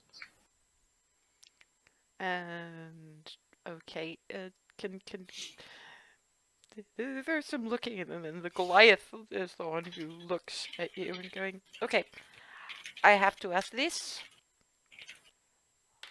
How are you Silver Dragon born?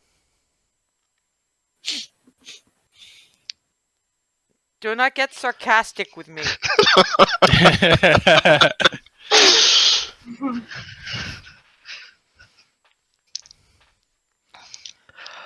The short version, I was left at the temple at a very young age. And I take it then that your people had to leave you there for own safety. Correct. Okay then, this also explains why there was tiny silver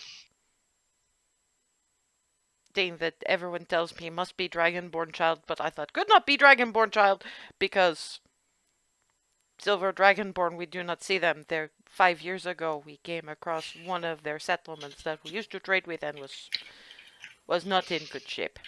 And we saw no one. We have not seen silver Dragonborn in many years.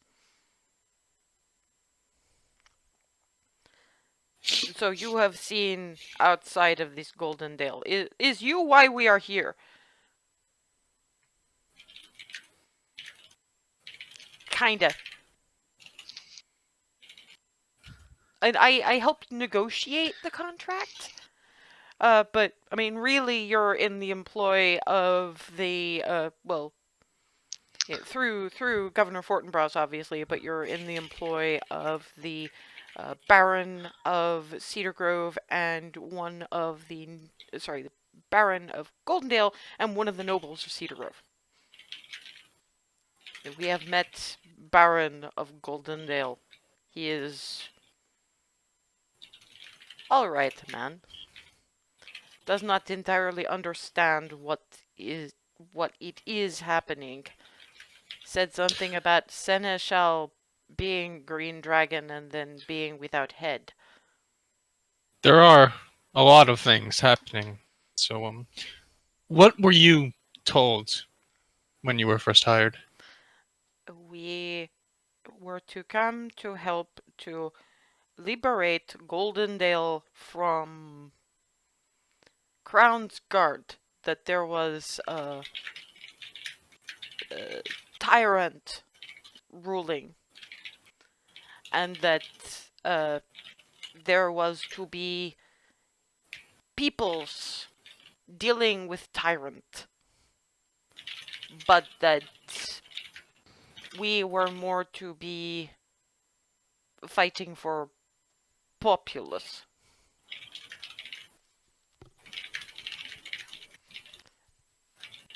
Currently, we are keeping Crown's Guardmen from putting houses to torch, wrecking fallow fields, and such, keeping them from reconvening in town and places of residence. Beyond that, we've been waiting for peoples. Are you the peoples? Yes. Yes, we are. You are tiny peoples. Okay, you, it points at Froseth. You are not tiny peoples.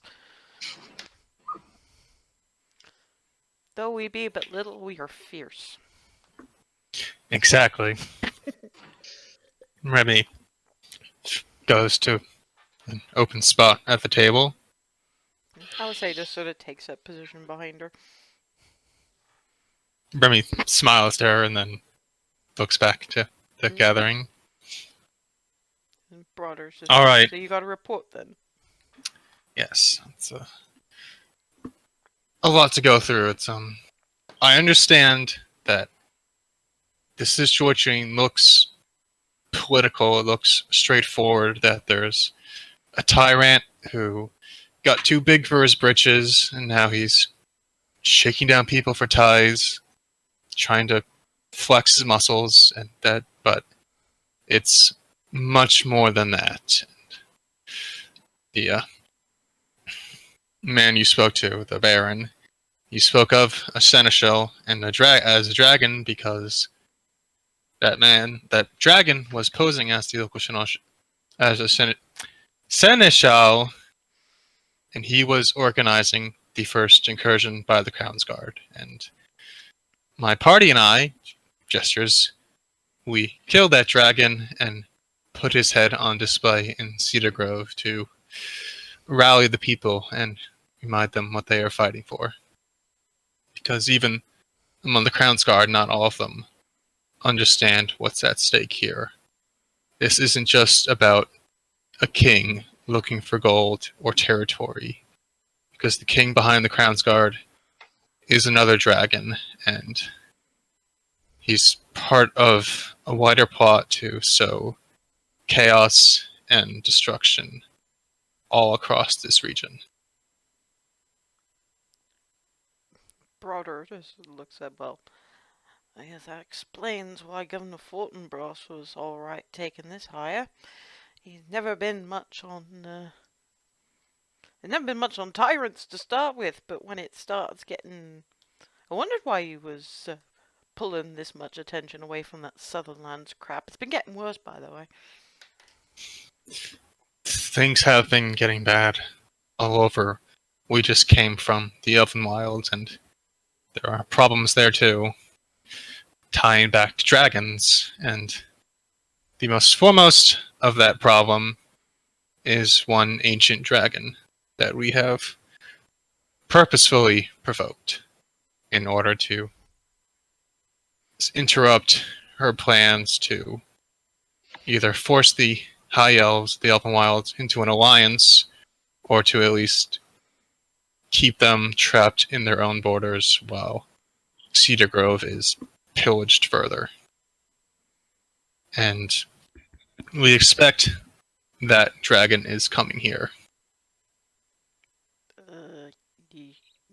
The Goliath is, do you wish to tell us what the color this dragon is? Green.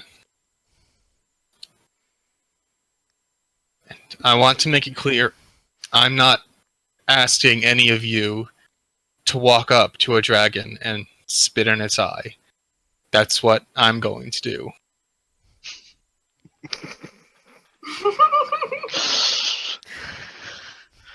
Yeah, Alice kind of...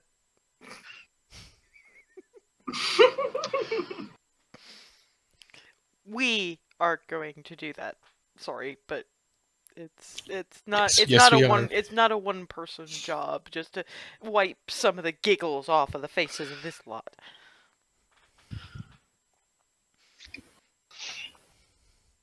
But I know none of you came here expecting to be dealing with dragons, and it's your choice as to what you do next, but if you do choose to stand as part of this, to continue to defend the people of Goldendale, this will be something that the bards will be singing of for a long time once it's over. Kalad from under his hood, and he's standing very, very low because he hasn't bothered with a chair to stand on. I have a question for you, young Crestwind, who's come so far since running about grabbing what lessons she could between her chores at the bakery. I know that Goldendale probably seemed a good place, and it isn't bad. Looking at the weaves of fate, however, your goals, your ambitions, your fate comes at more than just protecting what still lives. We passed an entire spit of land with nobody on it to hurt. Sir, could you repeat that last part? That there's a spit of land with nobody Okay. on it to hurt. That Okay. somebody seems to have killed. And they did it for a reason. Now, what do you reckon that an angry mama dragon would do if the people what murdered a boy would do if somebody went to that place and tried to undo what her God arranged to have done.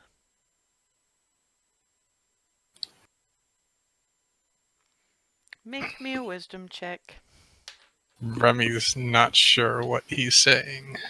Yeah, that's why I'm asking for the wisdom check. If yeah, okay, it does. If Atheist, if you're not seeing it, Froseth can make it too.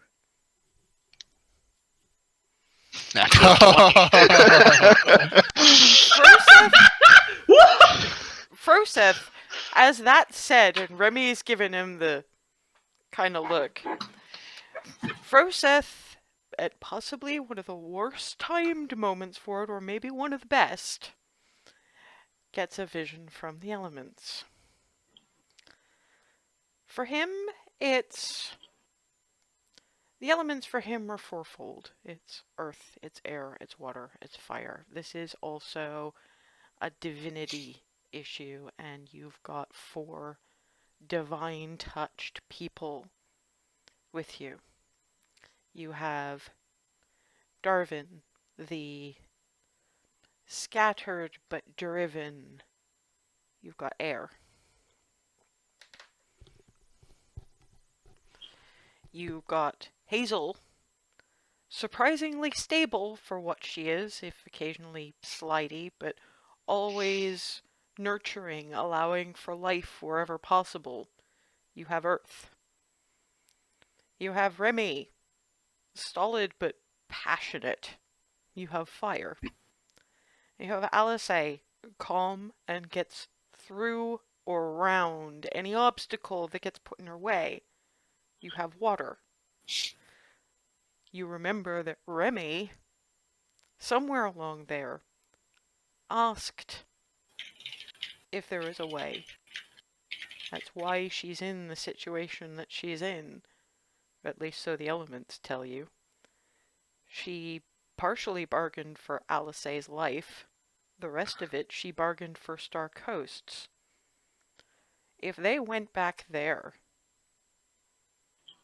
to try to resurrect Star Coast, a new vulnerable heart to take,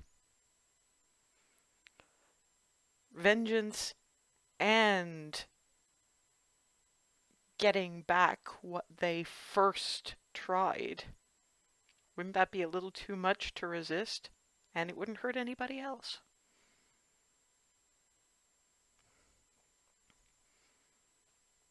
Oh. And Kalad is just sort of looking over at Froseth and giving a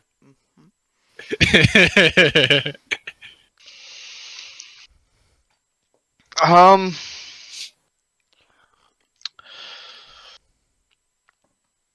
refrain from going into the details here, but I think we've got the pieces to try and resurrect the heart of Star Coast. The Broader and the other mercs are just, what? Remy's also giving him a look. And Alice, who rolled somewhere in between there, just goes, oh, okay.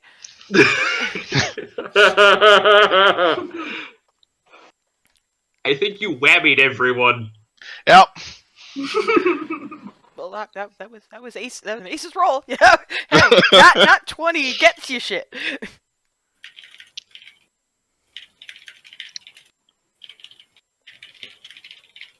I'm not big on asking for things in specific, but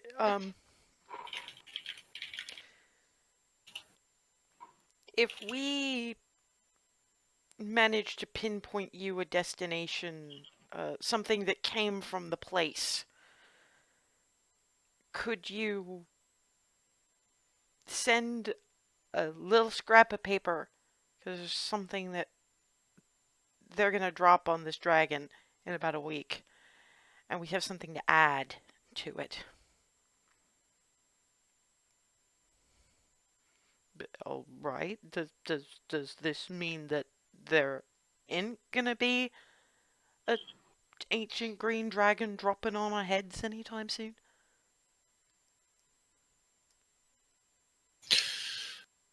Jeez. Froseth would know, yes. If given that role, that's Alice saying, "Oh yeah, by the way, we're gonna go fix the shit you broke." Yeah. I think we can lure it elsewhere.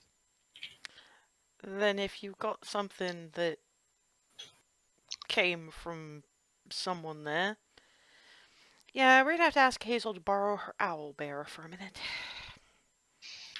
Remy, we will explain. I promise you. Okay.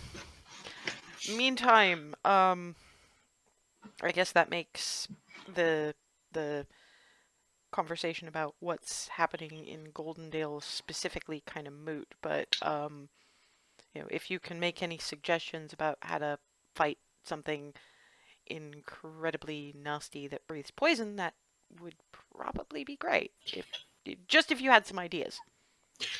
Yes, we are. Our foremost concerns are dealing with its poison and dealing with its wings. Well, we may have the wings handled. It depends on what Twila had to say, but yeah. Well, if you got the wings handled, we got a few quartermasters. You can see what they've got to spare for anti-poison bits and pieces. But one thing you do gotta understand about for all you're saying that at least you're luring the ancient green elsewhere. The main reason we're really relieved about that is because just lately, while the actual Crown's Guard, the pods in uniform, have been kind of scattery, we've been seeing some other things. Not human things. They're not dragons neither. We don't know exactly what they are. I mean, some are just constructs, undead. There's been a couple of things we're fairly convinced are demonic somewhere along the line. Have you seen anyone who could be summoning these things? Any idea of how that's happening? We still got scouts looking, but this sort of thing takes time. It's only been in the last few days, so. But we've been losing people to more than we had expected to get here. So we are sorry if we're withholding a little bit, but we don't know what some of these things can do. Some of these things are with the poison, so we don't know how much we can spare. But if you speak to the quartermasters, they may be able to manage something. But the last thing we need on top of that is an ancient green. So if your silver here has a way of getting it someplace that ain't here, fantastic. No, I think we're all agreed on that. Meantime, if you got any suggestions about frankly demon nonsense, we probably need to talk to the clerics here, but even Kalad isn't entirely sure, who might be summoning them or from where. But you say a lot of this is to do with dragons. Yeah, we haven't. That's the thing. We haven't run into any demons as part of the our quest. At which point the Goliath woman says, "No. See, these are all chromatics. No. Yes? Chromatics. Yeah. You know where it is Tiamat was sent?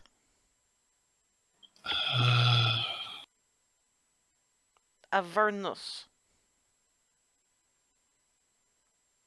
is many demons, I hear. That's a good point. I do not know if she makes alliances or she simply throws them out to be problems. Either one would benefit her. And besides, there's less for her to be fighting when she is there.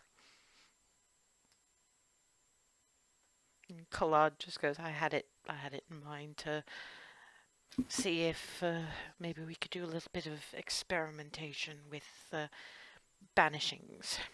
See what we could manage there, but it's getting close enough.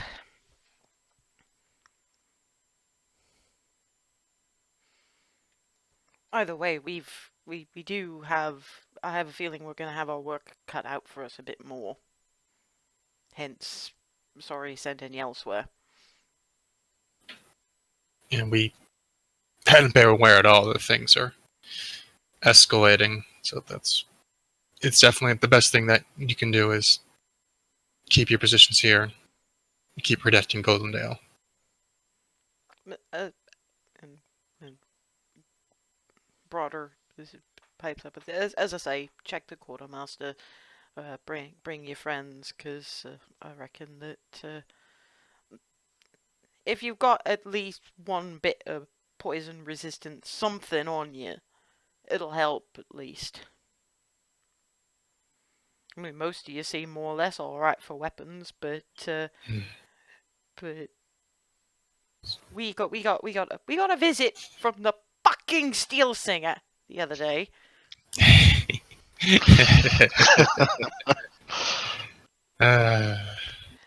And we're trying to play a little bit hands off because we don't want to overburden her because she left bloody Bellatrace and we don't want to chase her away from here too. But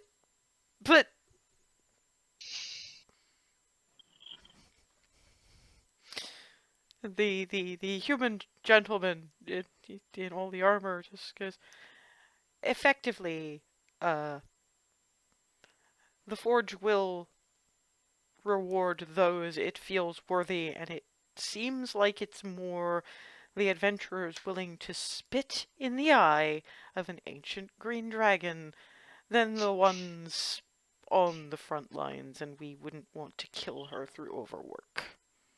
Remy points her hand out, summons the dragon slaying sword. But it's just for basically everybody except the Goliath woman is just holy crap. I can attest that we are capable of dealing with this dragon. Yeah. Alisaie pulls out her own the scimitar, steps back and gives them a fancy little flourish. Yeah, seriously. Back in the... Brother's just, alright, I feel less bad about the axe now.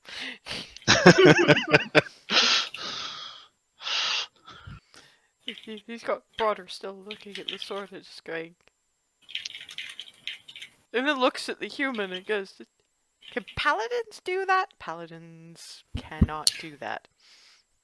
It's complicated. It's in the service of the gods. De-summons the sword. Yeah, paladins definitely. And you can tell that this human is a paladin of something. It is just paladins definitely cannot do that.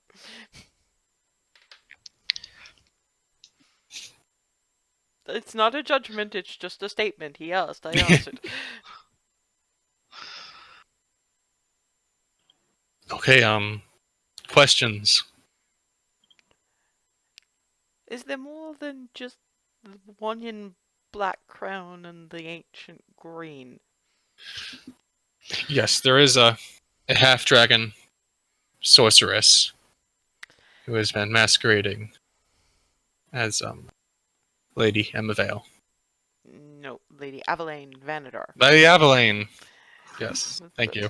Lady Emma Vale is acidic enough without being a half black dragon. Yeah.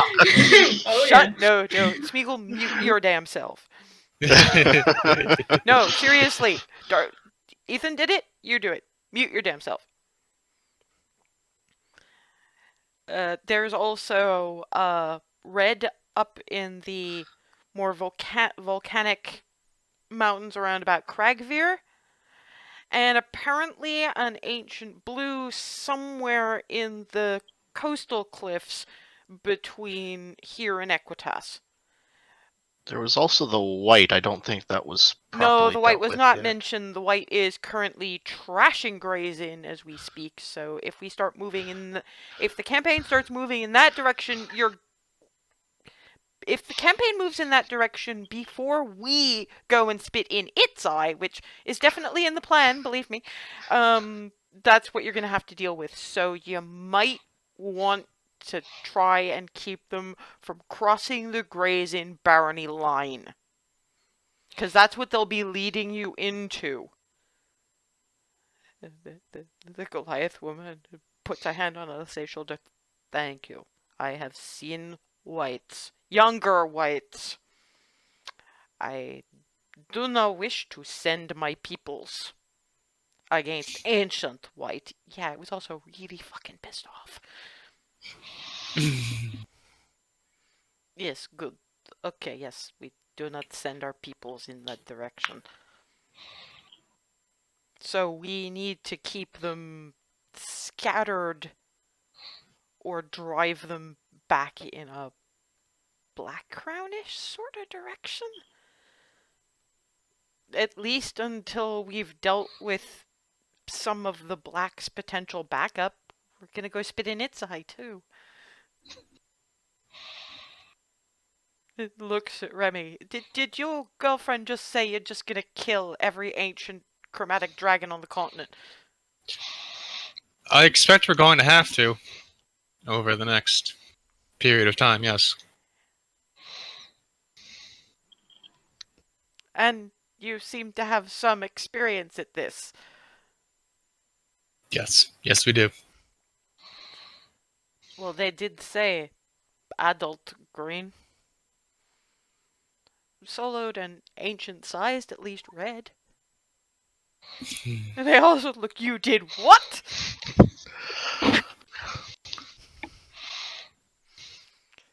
Okay, gravity killed it. I just facilitated. Broader sort of looks at Remy and just goes, alright, I get it now. I entirely get it. Yeah, alright. Yep, okay. Oh yeah, and we got thrown in an arena against blues. Younger blues, but there was like only 3 of us at a time against like 3 wormlings and a young, so we're getting pretty good at this, but you know, seriously, anything for the arsenal. And looks back at Remy and sorry, who else have you caught doing this? I mean, you mentioned a cleric. I'm sorry, who else is she called to what? Who else is helping you with this? You mentioned a cleric, but there's more? Our cleric of Pelor, Hazel, one of Tilly and Miranda's daughters, and our ranger, Ava, and who else is? Oh yeah, and our bard, Darvin, Rissy. and Hazel's sister, Rissy. Alright, well, you've at least got a decent number of people, that's something. And the human paladin clearly is going, and that sword had some interesting energies in it. Yes. It was made to kill dragons. Alright. I suppose you could do worse than talking to your to the I say your, but I guess she kind of is those that points at Froseth. Those you could do worse than talking to, I guess, your Steeler singer.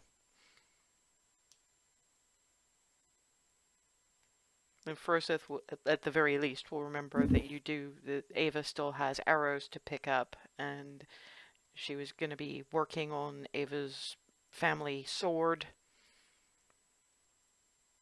and a spear for Hazel. So you have to talk to her anyway. Uh. So you just get Froseth nodding, probably, because Froseth is a dragonborn of few words. So, should we drive them back to Black Crown? Or just keep them scattered for the time being? Because if you're going to want to assault Black Crown, the last thing you want is a full garrison.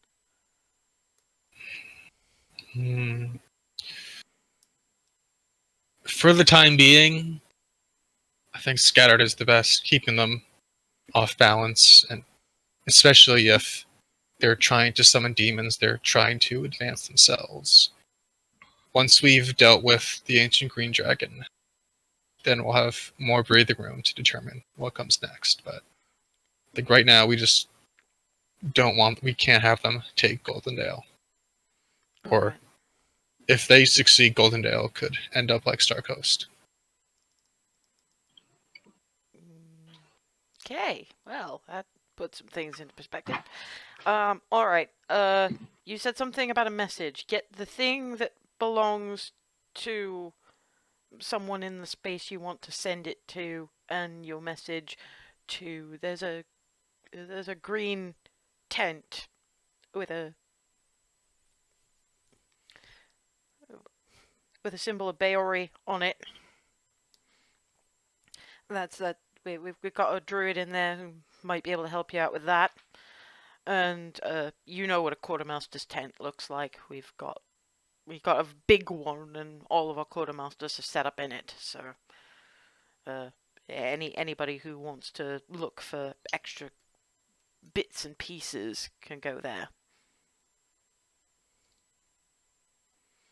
Right now we're gonna have to look at our maps again now that we've got we just need to keep them scattered and not retreat to any one specific spot. That's going to be some interesting work for our scouts. Anything else you needed? No, you are doing so much already, and of all the allies we had hoped to gather up here, you all are the most that I'm glad to see. Thank you very much. You might as well go and report back to your own team. Get the bits that we need to send that, because again, if it stops an ancient green from dropping on our heads, fantastic.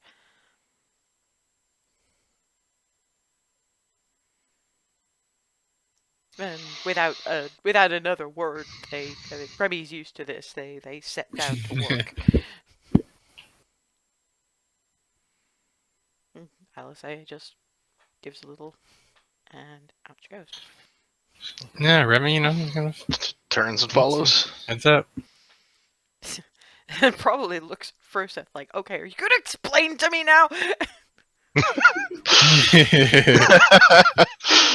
Not saying it. I know the look. Just sort of...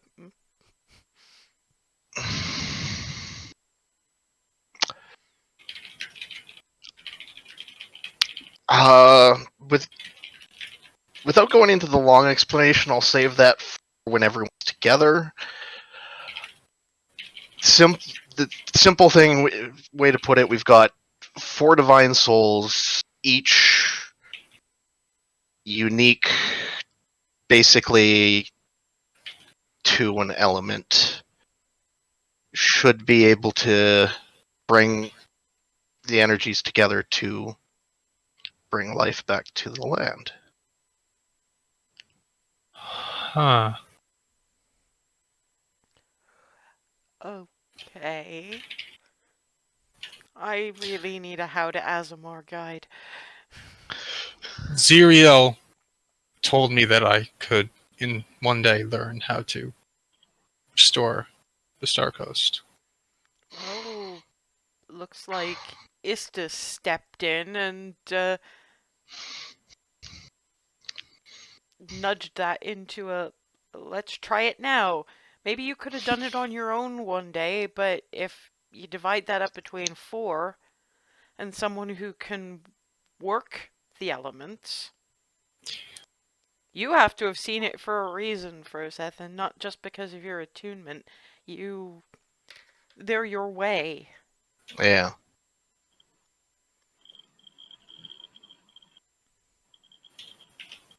Hazel and Darwin are going to be so... They're going to have such reactions. Yeah. But, maybe it'll distract from the, oh yeah, by the way, I need your owlbear for a minute.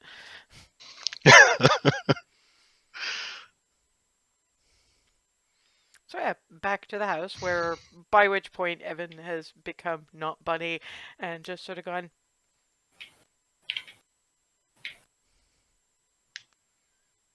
I'ma steal her hat.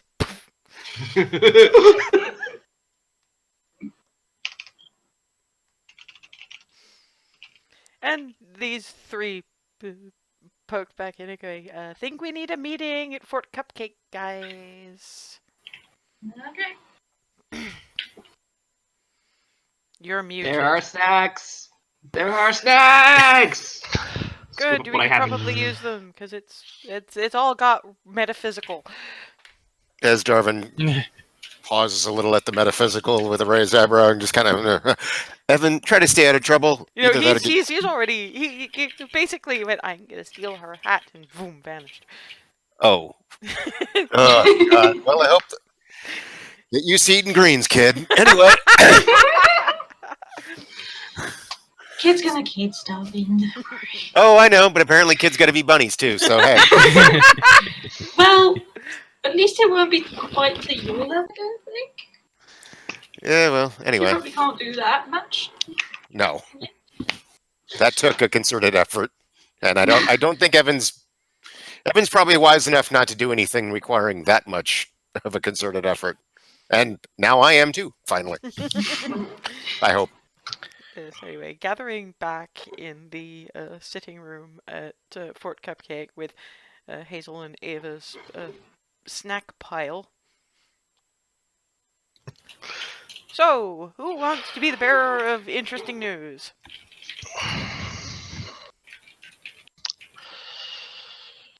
And everybody's looking at Froseth, apparently.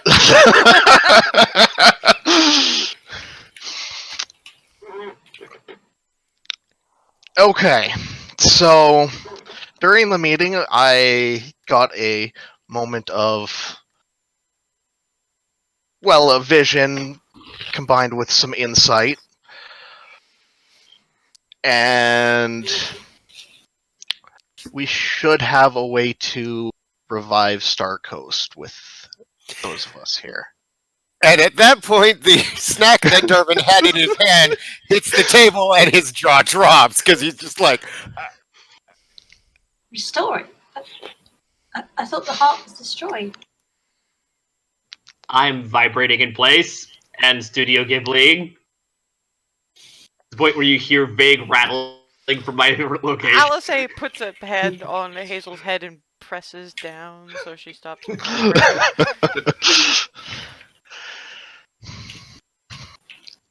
Mouth open, vague. Puts the other hand over Hazel's mouth.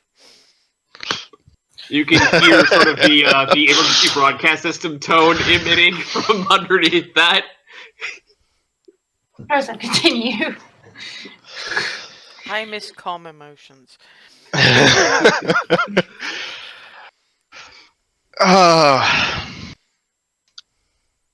Well, we've got 4 people who are, let's say, are touched by the divine here. Points at Darwin, air. Points at Hazel, earth. Remy, fire. And Alice, water.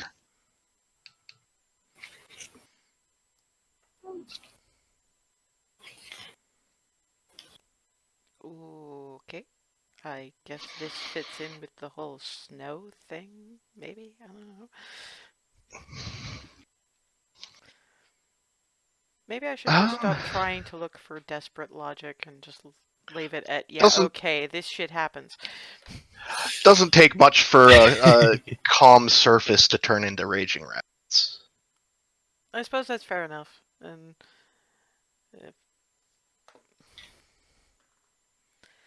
if I vaguely remember from various bits and pieces that water is one of those ones that you get an obstacle and you either sort of go around it or you just keep wearing at it until you bust right through. Yeah. And I guess Hazel, I mean, currently earthquakes, but also she is the nurturing space where things grow. Yeah. Remy as fire takes absolutely no justification whatsoever.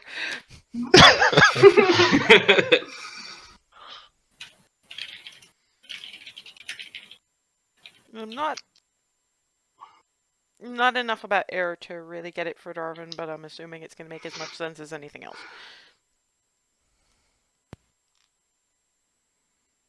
I Yeah. keep moving, but I'm all over the place. I get it. I'm still. What? Yeah, sorry. I don't think we were overly clear on this, but this is something I got from Ziriel at around the same time as Ree did.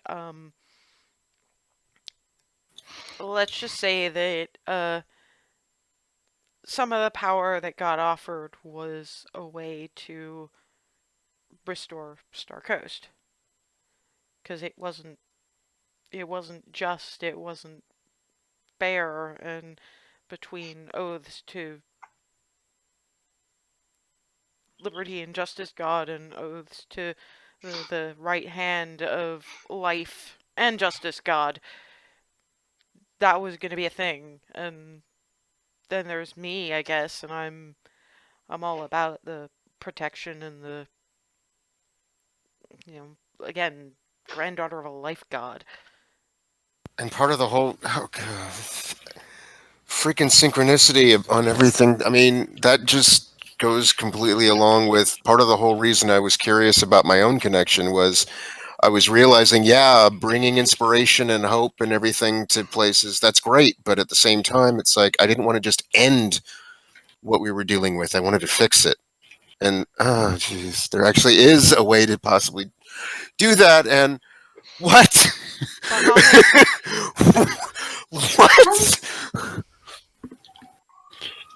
How does that relate to Green Angry Mother, though? You thinking to... What do you think would happen when we undo their work? What do you think would happen if we're starting to create a vulnerable heart that's so much easier to get than the one here, supposedly? They'd be pissed. Yeah. And if all they have to do is go through us to get it? I see what you mean. It's brilliant. We can thank Really risky if we don't pull it off, though. Did you guys... Yeah. Hazel, did you guys get anything? You're muted. Was it Twilly or Miranda? Give Hazel this one. Maybe it'll stop her making the noise. Hazel, what did your mom say? Okay. Well, they very much liked the plan for getting the kids out of here. We better do that anyway, just in case. Thank you. I was about to suggest that. And Mom came up with an idea involving taking a prismatic wall. She can do those? Yeah. And turning it essentially into a bubble inside out. So that everything about it shines. Okay. So the dragon, essentially, as though the dragon were going in, if basically the sort of reverse. If the dragon, we're putting it on the dragon so that it would be as though it were trying to come in. Yeah, instead of protecting us as a bubble coming out. Yeah, I get it. I get it. I get it. She wants to basically flip it and give us the ability to drop it on said dragon. Okay, she's gonna need to do that before we start leaving for Star Coast, which should give her enough time to evacuate. Yeah. But it'll keep her pinned. If I remember, it's not that big. So she has Yeah, it'll basically lock her onto the ground. And she'll have little to no maneuvering room. And I'll have plenty of room. We'll all have plenty of room. Yeah, but I have room up. Yeah, that too. You'd be able to drop onto her head from above. And if I need to get clear, I've got space up that if she tries to at me. Go for it. She'd slam into a wall of pure ow. It's a good plan. Yeah. We got invited to visit the quartermaster, and Hazel, I'm gonna need your owlbear. Wait, why the owlbear? Because we need to send a message to that effect to the Ancient Green, as an addition to what we were already saying, because what's the point of us having this plan if she doesn't know we're doing it? I'm already pulling out the owlbear and holding it out. Yeah, and we've got, they don't know how much they can spare, because apparently, whether she's got people summoning them, or she's just throwing them out to cause havoc, there's been things that aren't people with armor. Some of them have been demons. Oh boy. So abyssal and hell related things flying out of the woodwork. Wonderful. And we're sure they're demons, not some of the stuff that we were running across. Their cleric was pretty sure. I think they'd have said if there was... Remember, some of these people came out of the southern lands. They'd recognize it. Right. Okay. Yeah, and also just one thing and another. That was like, I had to make sure. Yeah, but believe me, that consider why Ree's here. If she knows enough to know that even the expression on the faces of somebody who's come across that, even if it's the first time, they were way too calm about it to be that. But I get why. I get why needed you're the reassurance. Yeah, Thank you. And I've given it. There you go. So what we're gonna do, we were also told to have a word with Jenna, who apparently made her presence known amongst the merc companies, and people were freaking out. Oh my Their goodness. brains started popping, didn't they? Kind of like mine did just now. Remy showed them Scale Splitter. Oh! Materialized it out of nowhere. In front of a paladin of something. So that was a fun bit of non-explanation. Remy, I had no idea you were so theatrical. She was great. She really was. So swords do appreciate a bit of theater. Yeah, I was particularly fond of the bit when she said that she was going to spit in the ancient green dragon's eye. Remy? That is now a story. That is now a story. Win or lose, this is now a story. Oh yeah, believe me, I'm probably going to be a little bit late returning your owlbear to you, because I'm dancing that one for these. Mercs appreciate a good bit of entertainment of an evening. Yes, they do. All glory to the best celestial duo we've got. And I'm gesturing to both of... She sort of grabs Hazel's hand in one hand, Darvin's in the other, because of them. She knows that those are the two more likely to link Remy up with it and go, all hail the God Squad.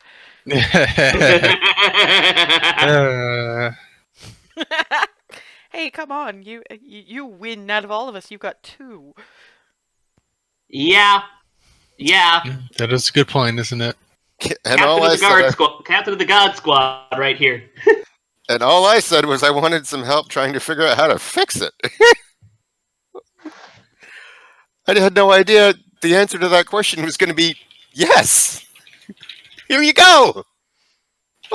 What? Maybe you need to have a bit of a think about what's been offered you and what you might offer back. Welcome to Faith, Darwin. Welcome to Faith. Right, I've got stuff to do. If you want to come watch me dance some of our exploits for these people, you're welcome. If not, save me some snacks. I am 400% into watching this performance. And since we're about at that time, anyone who does come along, does the first thing she does is scribble out the message that she wants to add to a bit of paper, goes to the Baori cleric tent and gets somebody to basically send it out via tree, and then goes to entertain the troops. She dances Remy's skeletal behemoth kill. She dances the Dracolich kill. What? I was going to end the wyvern. She wasn't there for the wyvern, so she can't really dance that one. That's right. I forgot. Sorry. She does dance her own red dragon kill. And a few other bits and pieces, but for the most part, it's people sharing their various mulled drinks with you guys and enjoying the entertainment until you guys obviously have stuff to do the following day. So go back, snacks, bed things, and again, we're at that time, so we'll be back in 2 weeks for the various bits of prep you're going to engage in until your eventual trip to Star Coast again. Reader guys.